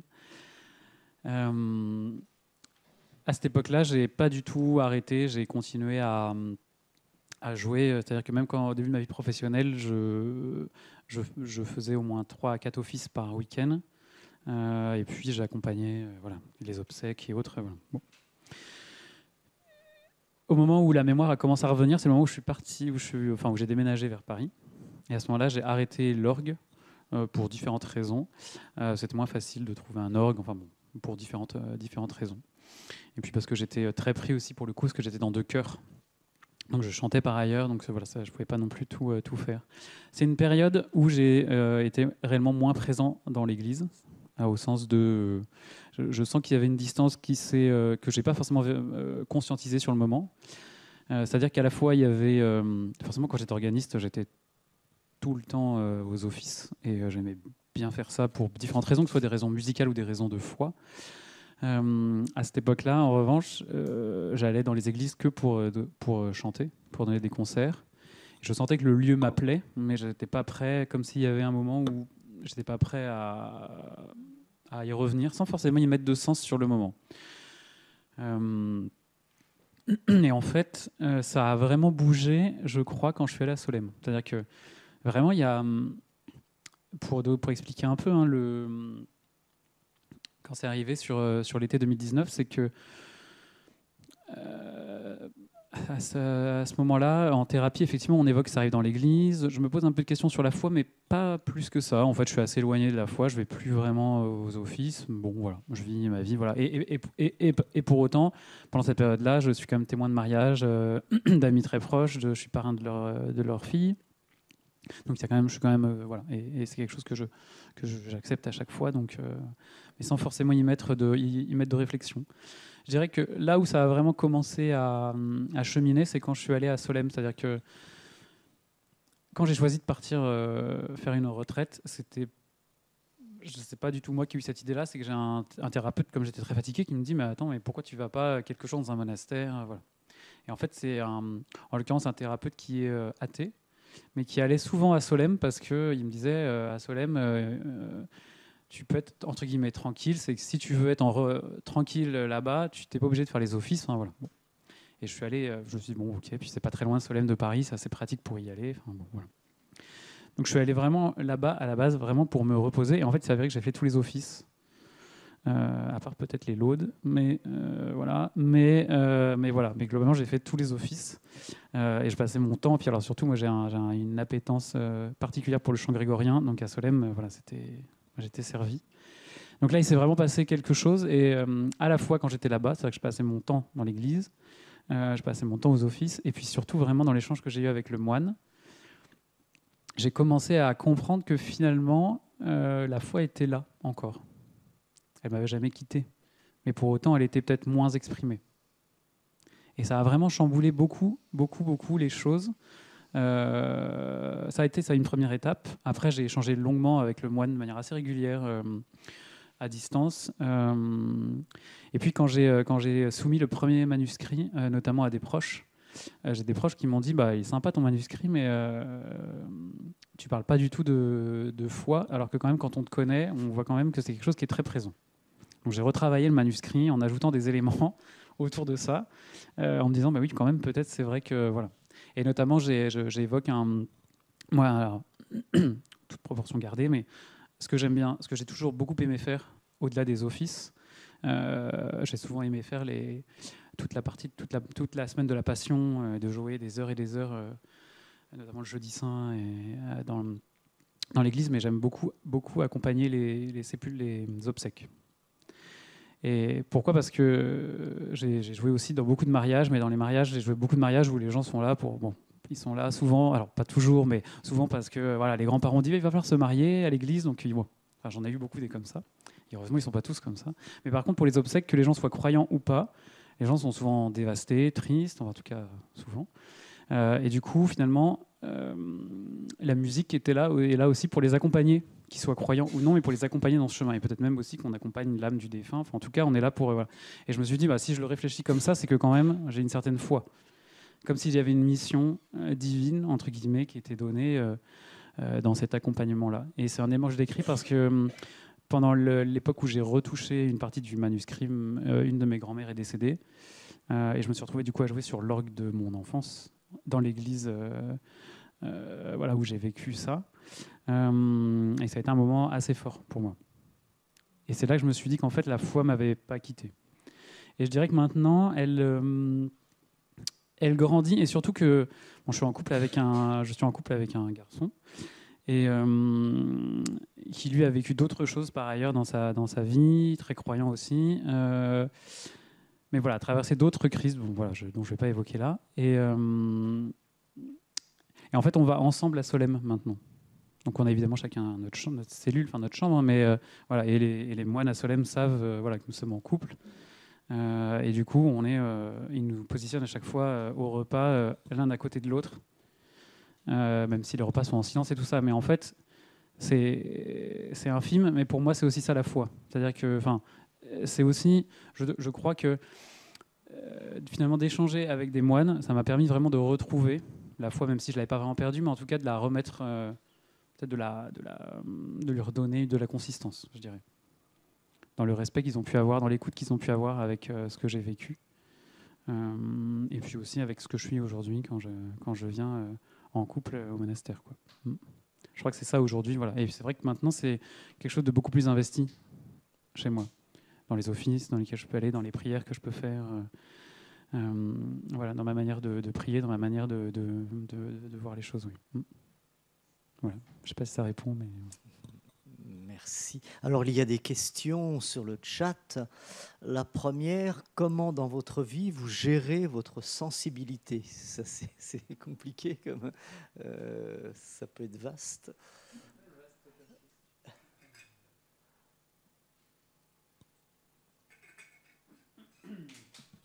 Alors, je sais pas exactement le sens de la question. Effectivement, je suis quelqu'un d'assez sensible sur plein d'aspects. On pourrait dire, même si c'est un mot qui est un peu à la mode et parfois galvaudé, un peu hypersensible, en tout cas de capter beaucoup de choses et d'être aussi sensible à l'écoute, sensible aussi au vécu des autres. Comment je fais au quotidien ? Je crois que je travaille beaucoup à me distancier. C'est-à-dire qu'à la fois j'exprime ma sensibilité dans ce que je peux faire d'un point de vue artistique, dans mon écoute, dans mon empathie, dans ma manière d'être au monde. Et à la fois, on va dire que je travaille aussi beaucoup à pouvoir... comment je pourrais dire ? À trouver des moments de ressourcement. C'est un élément qui m'a depuis que j'ai mieux vécu toute cette partie-là, autour des abus, il y a un élément maintenant qui est assez important, c'est que je peux être très impliqué effectivement émotionnellement dans ma sensibilité, mais j'ai aussi un élément qui me fait plus peur maintenant, c'est que j'adore passer beaucoup de temps seul en silence. Et ça, c'est un vrai ressourcement pour moi et c'est un peu ça qui me permet de gérer ma sensibilité au quotidien. Voilà. Je ne sais pas si ça répond à la question. En tout cas, si la personne veut plus de précision, elle peut trouver un moyen de me contacter facilement sur les réseaux. Très bien. Alors, il y a des merci pour ce témoignage fort. Il y a une autre question qui est intéressante aussi. Comprendre l'agresseur, certainement, cela peut contribuer à resituer le trauma dans une histoire. Mais cela donne l'impression que tout le poids du chemin est sur les épaules de la victime.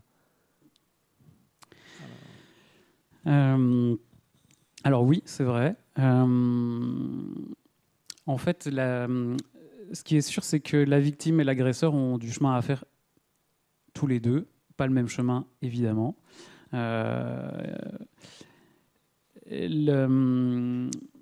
Les deux doivent être, entre guillemets, d'accord pour cheminer. C'est-à-dire qu'à un moment, il y a des victimes qui n'ont pas forcément envie de cheminer, et c'est OK. Et surtout, faut surtout pas obliger une victime à quoi que ce soit. C'est sûr que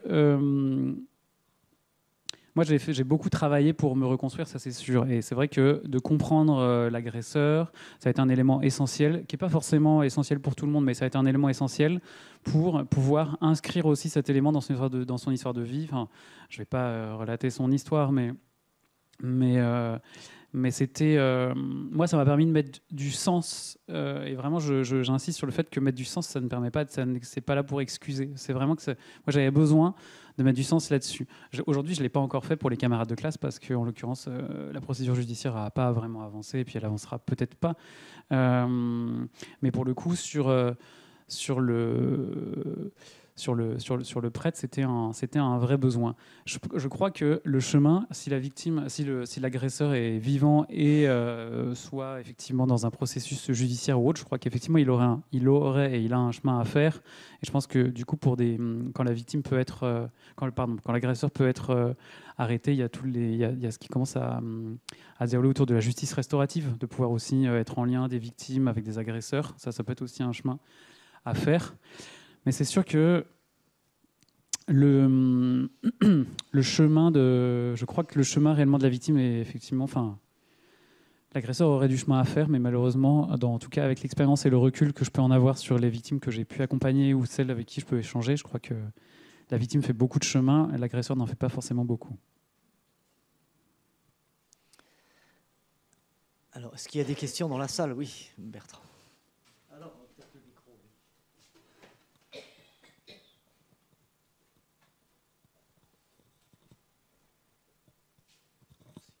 Est-ce qu'il y a un livre qui vous a aidé à cheminer ou un livre que vous conseillez à quelqu'un qui arriverait ou que vous écoutez ou qui a vécu un parcours un peu similaire? Est-ce qu'il y a un livre qui est marquant, qui peut aider, en dehors du vôtre, peut-être que le vôtre c'est mieux. Ça, j'allais dire le mien si vous voulez. Est-ce qu'il y a des livres qui peuvent... Alors attendez, je vais voir, je vais juste... attendez. Alors, parce que en fait, dans la bibliographie, pardon, je vous ai mis tout un tas de livres qui sont aussi beaucoup de livres...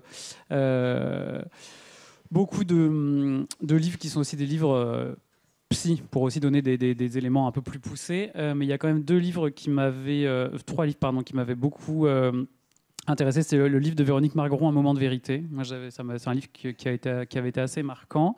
Celui d'Isabelle de Golemin, Histoire d'un silence aussi. Et puis, un peu plus tard, celui-là de Patrick Goujon, Prière de ne pas abuser. C'est vraiment un livre aussi qui m'a marqué. Voilà. Avant d'écrire, alors, moi quand même, si, je vais préciser parce qu'ils sont là aussi. Oui, ils sont là aussi, pardon. En fait, il y a quand même...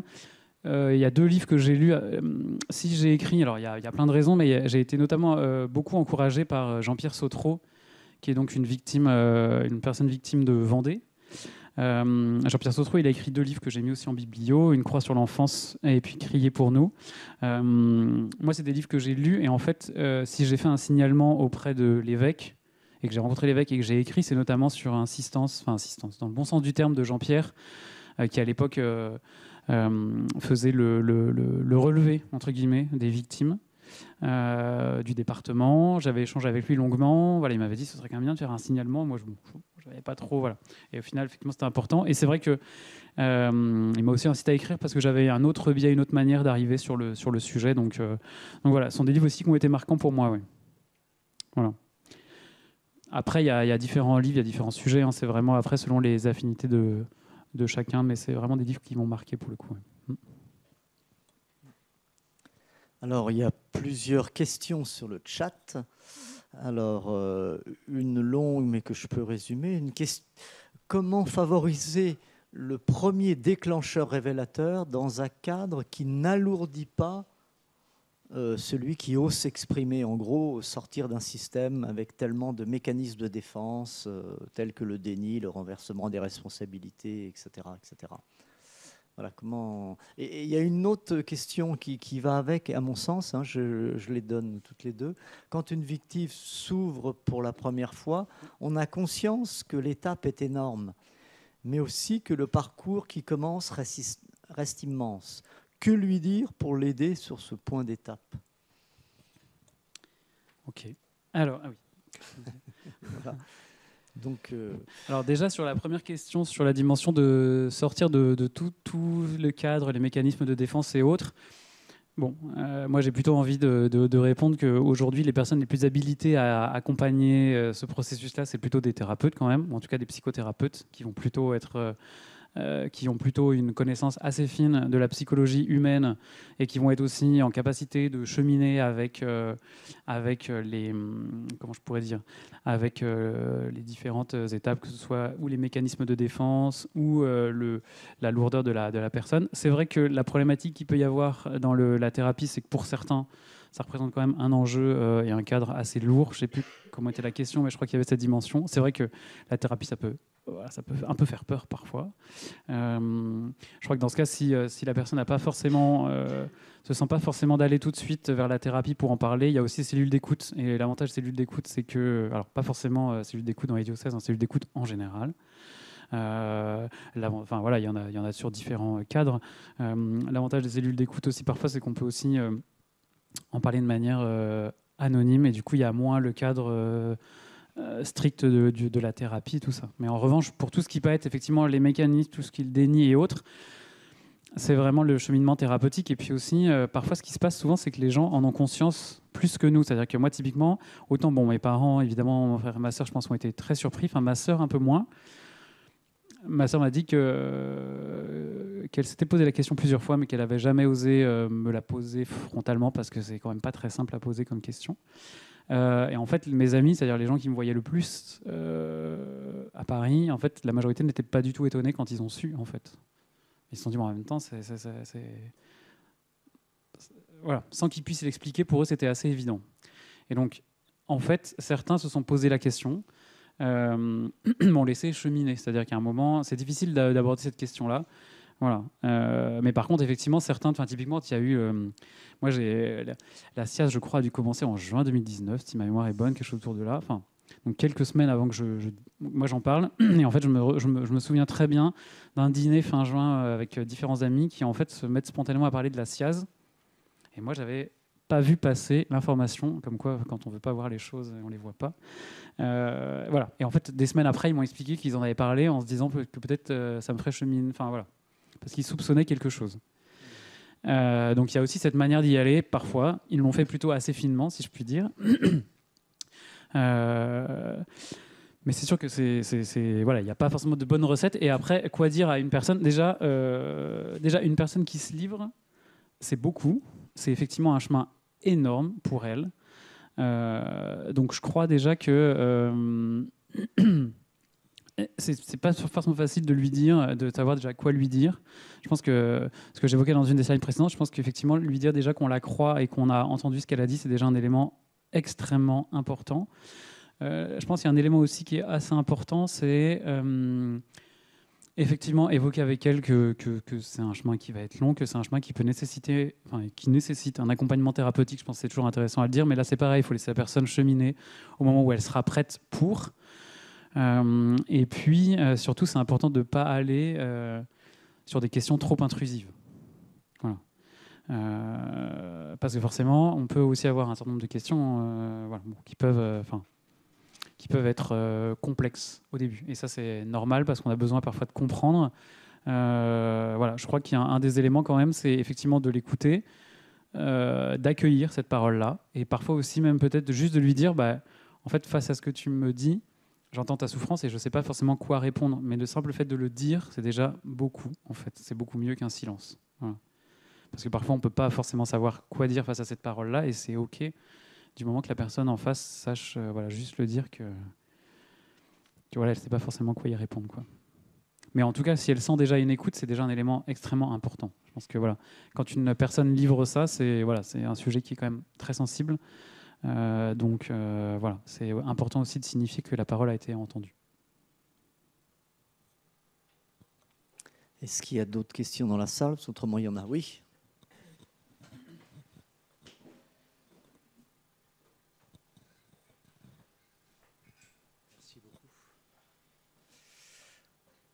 Alors moi j'aurais deux questions. La première, je crois que vous avez évoqué votre questionnement sur pourquoi vous, sur s'il y avait un profil des personnes abusées justement. Est-ce que vous avez cheminé dans cette réflexion? Et la deuxième, c'est, je trouve ça incroyable le nombre de thérapies que vous avez enclenchées, etc. Ma question, c'est est-ce qu'à chaque fois, il y avait un besoin bien défini, un passage pour essayer telle ou telle thérapie, ou bien c'était, je ne sais pas, une autre dynamique? Ok. Alors, sur le pourquoi moi, oui, alors moi j'ai cheminé, je fais toujours extrêmement attention quand j'évoque ce sujet parce que c'est un sujet qui est extrêmement délicat, parce que si on se dit pourquoi moi, souvent ça peut être vu comme une sorte de culpabilisation de la personne. C'est pas du tout comme ça que je le vois, évidemment.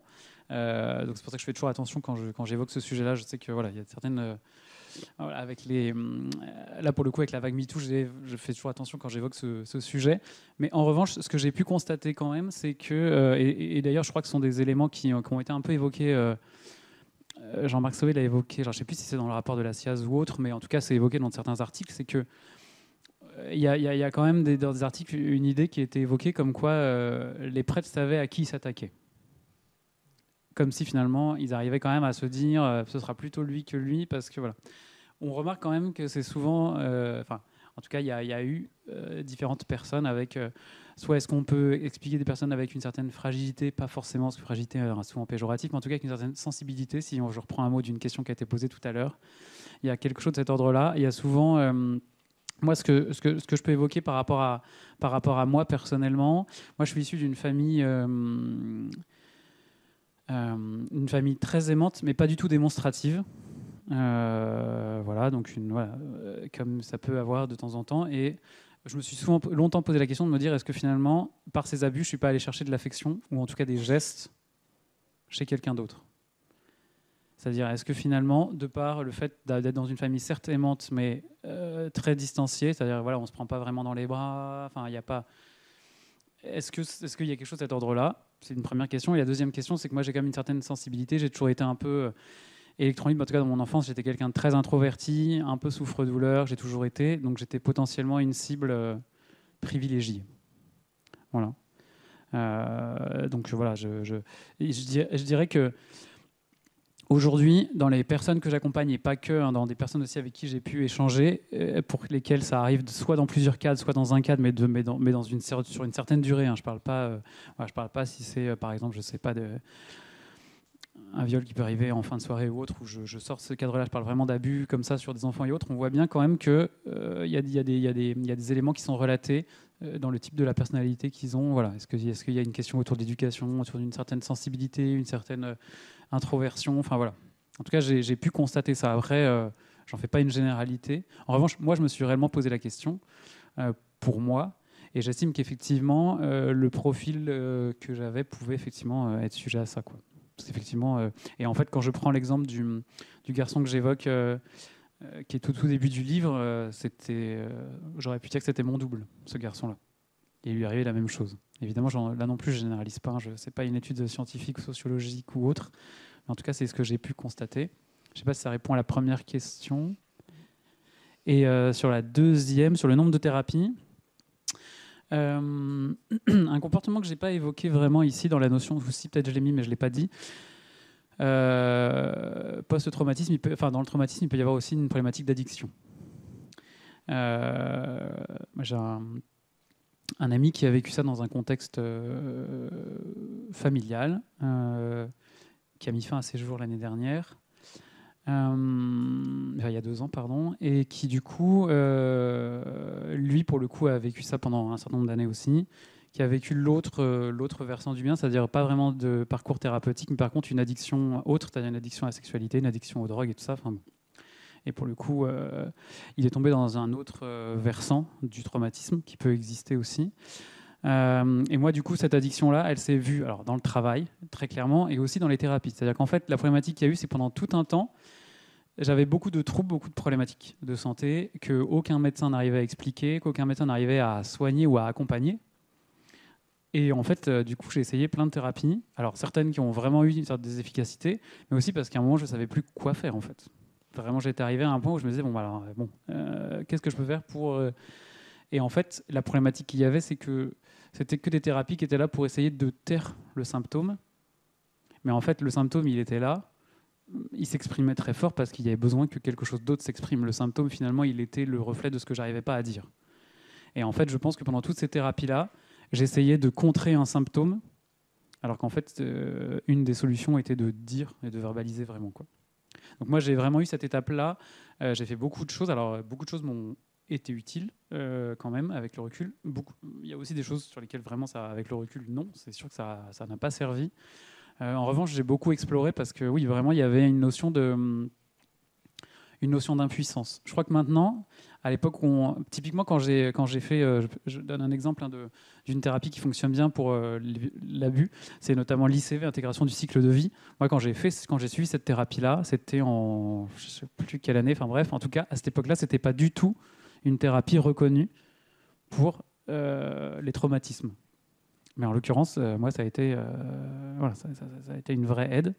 Et en l'occurrence, les recherches sont vraiment encore en cours beaucoup sur le traumatisme.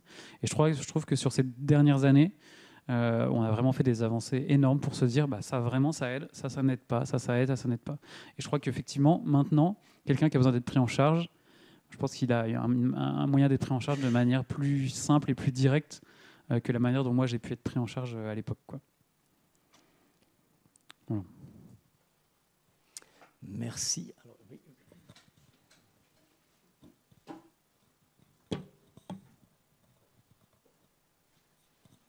J'ai une question sur les liens traumatiques transgénérationnels dont vous avez parlé. Est-ce que vous pourriez nous en dire un petit peu plus et est-ce que vous en avez rencontré dans votre nouveau métier ? Alors dans mon nouveau métier, oui, parce que j'ai une personne que je suis en ce moment, enfin même j'en ai eu aussi une autre, qui pour l'instant me dit, c'est sûr, j'ai jamais vécu l'abus sexuel. Enfin, pour l'instant, elle est sûre qu'elle ne l'a pas vécu. Par contre, elle sait que sa mère, sa grand-mère l'ont vécu. Et en fait, elle a des comportements qui sont similaires à quelqu'un qui l'aurait vécu, sans l'avoir vécu. Alors, ce que je ne sais pas dire aujourd'hui, c'est est-ce qu'elle l'a vécu ou pas. Enfin, voilà. Elle me dit que non, elle atteste que non, et je la crois volontiers. Enfin, je n'ai pas à mettre en doute sa parole. Voilà. Mais elle vient me voir pour des comportements problématiques, pour différents troubles qu'elle peut avoir. Et l'élément qui fait résonance vraiment pour elle, c'est le fait qu'elle ait déminé ce secret il y a quelques semaines, je crois. Voilà. Qui est un non-dit, un truc de la famille, voilà, qu'elle a fini par savoir au détour d'une conversation qu'elle n'aurait pas dû entendre. Et aujourd'hui, ce qu'on peut se rendre compte, alors Rachel Yehuda, je ne sais plus si c'est au moment de la Shoah, je ne sais plus, elle a fait différents... je n'ai plus en tête là comme ça. En tout cas, elle a fait différentes recherches. En tout cas, ce qu'on s'est rendu compte, c'est que dans des grands traumatismes sociétaux, alors effectivement, tout ce qui peut être autour de la Shoah, tout ce qui peut être autour du Rwanda, tout ce qui peut être... on se rend compte que des personnes qui naissent après sont comme si elles étaient porteuses du traumatisme, ou comme si elles en avaient une mémoire, un ancrage. Voilà. Donc on commence aujourd'hui à l'expliquer, notamment avec l'épigénétique, et avec d'autres types de recherches, mais on commence à se rendre compte en fait que au-delà dans la dimension héréditaire, il y a probablement des choses de cet ordre-là qui circulent aussi. et donc les personnes sont porteuses. Il y a cette dimension-là. Après, il y a la dimension aussi de, comment dire, quelque chose qui a été vécu, qui n'a pas été verbalisé et qui est revécu. Voilà. Parce que parfois, en fait, ce qui se passe, c'est que j'ai une autre personne en tête qui a vécu ça, que j'accompagne. Et en fait, le fait qu'elle ait vécu ça, c'est une jeune femme qui a autour de 25 ans. Et en fait, le fait qu'elle ait revécu ça, ça a permis à sa mère de verbaliser qu'elle aussi l'avait vécu alors que personne, elle n'en avait jamais parlé. Ça ne dit pas que si sa mère en avait parlé, elle ne l'aurait pas vécu. Voilà. Mais en tout cas, parfois, on se rend compte de cette dimension-là. C'est-à-dire qu'il y a quelqu'un qui ouvre la parole. Voilà. Typiquement, dans ma famille, je n'ai pas de certitude, mais il y a des infos qui circulent. Dans ma famille, moi, j'ai des deux côtés de ma famille, j'ai beaucoup d'hommes notamment qui sont partis, et de femmes, mais surtout d'hommes qui sont partis dans la religion, donc qui sont frères, enfin qui sont religieux, voilà, qui sont ou qui ont été frères de Saint Gabriel notamment. Quand j'ai verbalisé, j'ai bien senti que ça posait des questions sur ces personnes-là et sur des comportements qu'ils auraient pu avoir ou sur des questionnements qu'il y a eu, pourquoi soudainement ils sont partis au séminaire et tout ça. Voilà. Sans avoir de réponse directe. Voilà. Mais j'ai une hypothèse que effectivement j'évoque dans le livre. Voilà. Mais voilà. Il y a des choses de cet ordre-là. Aujourd'hui, ce qu'on se rend compte de toute façon, c'est qu'il y a une porosité très forte effectivement entre la famille de laquelle on vient, ce dont on est porteur, ce avec quoi on arrive. Voilà. Et donc du coup, il y a quand même une dimension, c'est-à-dire que parfois réellement, il y a des gens qui portent un mal-être, comme si ce mal-être n'était pas à eux directement. Voilà. Et donc c'est important aussi parfois d'aller fouiller dans l'histoire de famille, parce que parfois en fouillant dans l'histoire de famille, on se rend compte en fait que la personne, elle sait quelque chose qui n'est pas dit, ou elle sent quelque chose qui n'est pas dit, et qui a besoin que ce soit ouvert, quoi. Voilà. Je ne sais pas si ça répond un peu plus. Merci. Il y a une autre question sur le chat. Comment peut-on imaginer qu'une réparation financière peut participer à la reconstruction ? Alors, la question avait été laissée un peu tout à l'heure. Oui, tout à fait.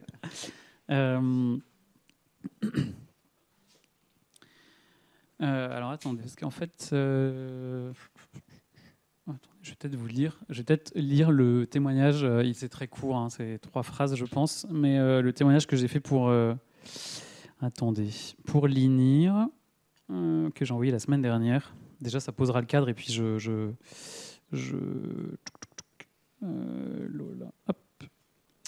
Voilà. Je vais vous lire ce que j'ai écrit. Donc, l'INIR fait un rapport annuel, donc tous les ans, un rapport annuel, quoi. Cette année, le rapport annuel va notamment aborder la question de l'argent. Et donc, ils m'ont demandé si je voulais écrire un témoignage autour de ce sujet. Donc, moi, voilà ce que j'ai écrit. Et après, je donnerai 2-3 éléments.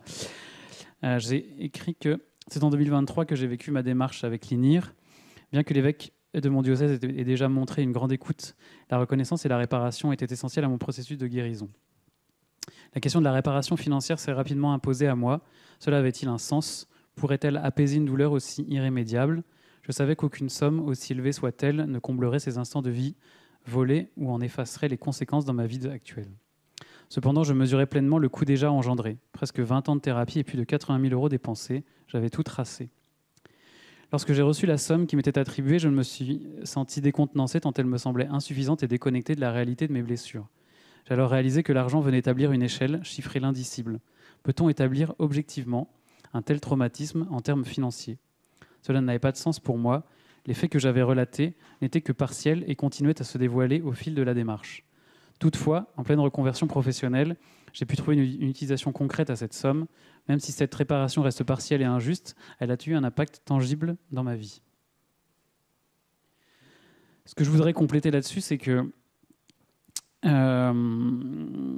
non, on ne peut pas le chiffrer financièrement, ça c'est une certitude. Moi, j'avais chiffré parce que je suis un peu un obsessionnel.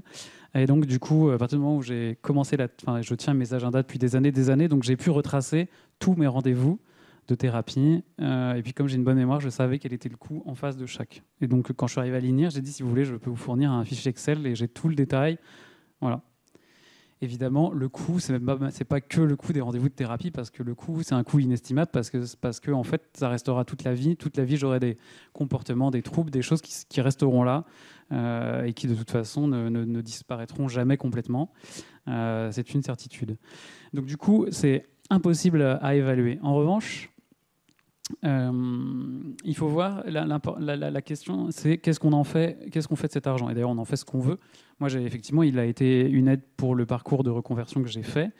En revanche, effectivement, très, très honnêtement, quand j'ai travaillé avec mon référent sur mon dossier, donc on évoque ce qu'on a vécu. Voilà, il y a différentes choses qui sont faites. Je ne vais pas expliquer le processus de l'INIR. Marie Dorin l'aura fait mieux que moi. Mais en revanche, ils essaient effectivement d'objectiver les choses. C'est difficile à objectiver parce qu'en fait, il y a une problématique, comme j'évoquais tout à l'heure, c'est qu'il y a les faits, c'est-à-dire réellement ce qu'on a vécu, et puis il y a les conséquences. Chez certains, les faits vont être énormes. Les conséquences, finalement, ils se disent pas tant que ça, en tout cas de leur point de vue. Et puis parfois, c'est l'inverse. Donc voilà.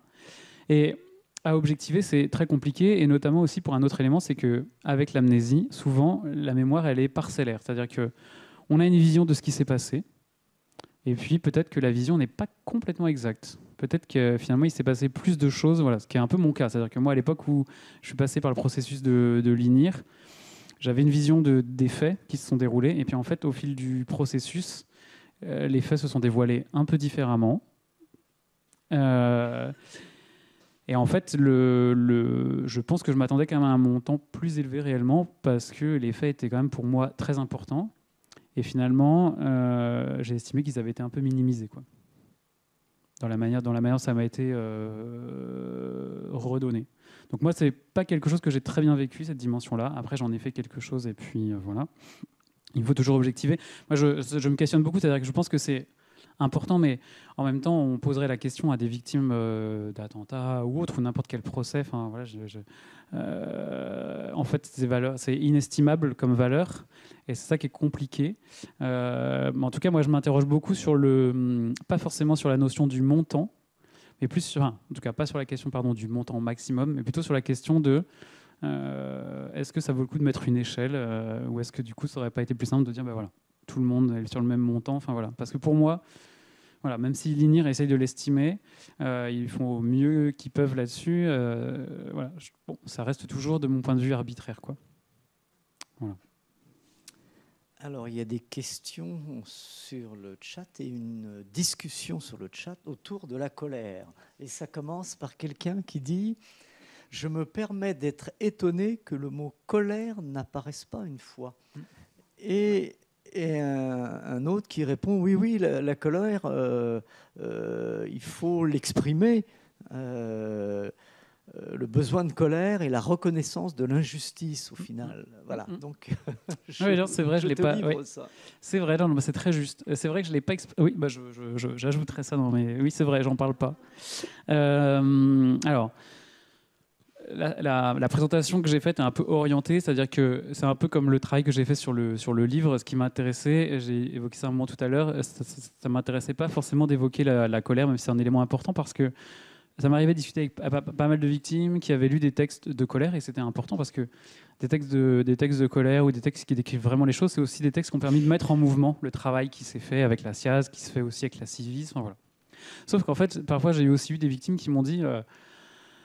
des personnes victimes qui m'ont dit bon, c'est sympa de parler de la colère, mais qu'est-ce qu'on en fait, voilà. Qu'est-ce qui peut m'aider moi à aller mieux?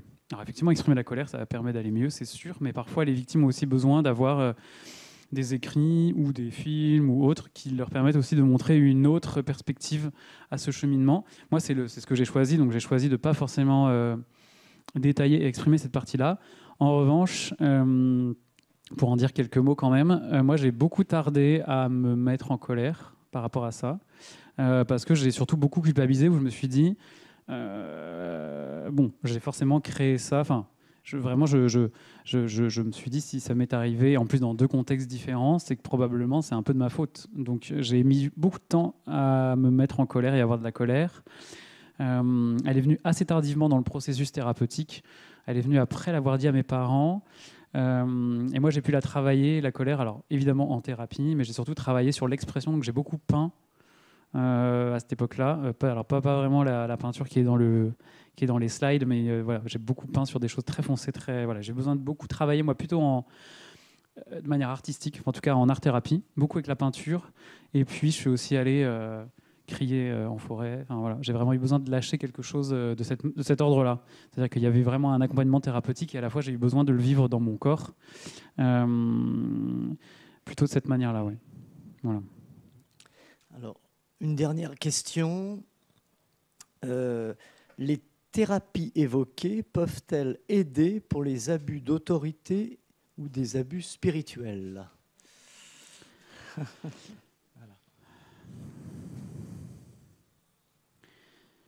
Alors, alors après, tout dépend. Là, tout dépend à quel moment a eu lieu l'abus et tout dépend l'impact qu'il a aujourd'hui sur la personne. Là encore, hein, si pour la personne l'abus spirituel revêt, comment je pourrais dire, des réponses traumatiques, parce que en fait, évidemment, le traumatisme, quand c'est un abus sexuel, il est physique, mais quand il est spirituel, il est indirect. Mais les conséquences, c'est-à-dire sur la personne, que ce soit les conséquences physiques ou psychiques, peuvent être les mêmes. Et donc, dans ce cas, les thérapies évoquées peuvent tout à fait fonctionner. Là encore, j'ai en tête une ou deux personnes avec qui j'échange de temps en temps qui ont vécu l'abus spirituel uniquement. Enfin, en tout cas, c'est ce qu'elles en disent. Mais elles vivent des problématiques un peu similaires, comme si elles étaient aussi bloquées dans ce moment-là de leur vie, comme s'il y avait vraiment eu aussi effraction, mais pas une effraction physique du coup, mais vraiment quelque chose d'un point de vue psychique qui s'est déroulé. Donc il y a eu ces notions-là. Donc oui, elles peuvent aider. Je pense que intégration du cycle de vie, oui. Psychothérapie, oui. Le MDR, peut-être moins, mais voilà. En tout cas, oui. En tout cas, elles peuvent aider et compléter, oui. Je pense qu'il est moins le quart, on va s'arrêter. Merci mille fois, Jérôme.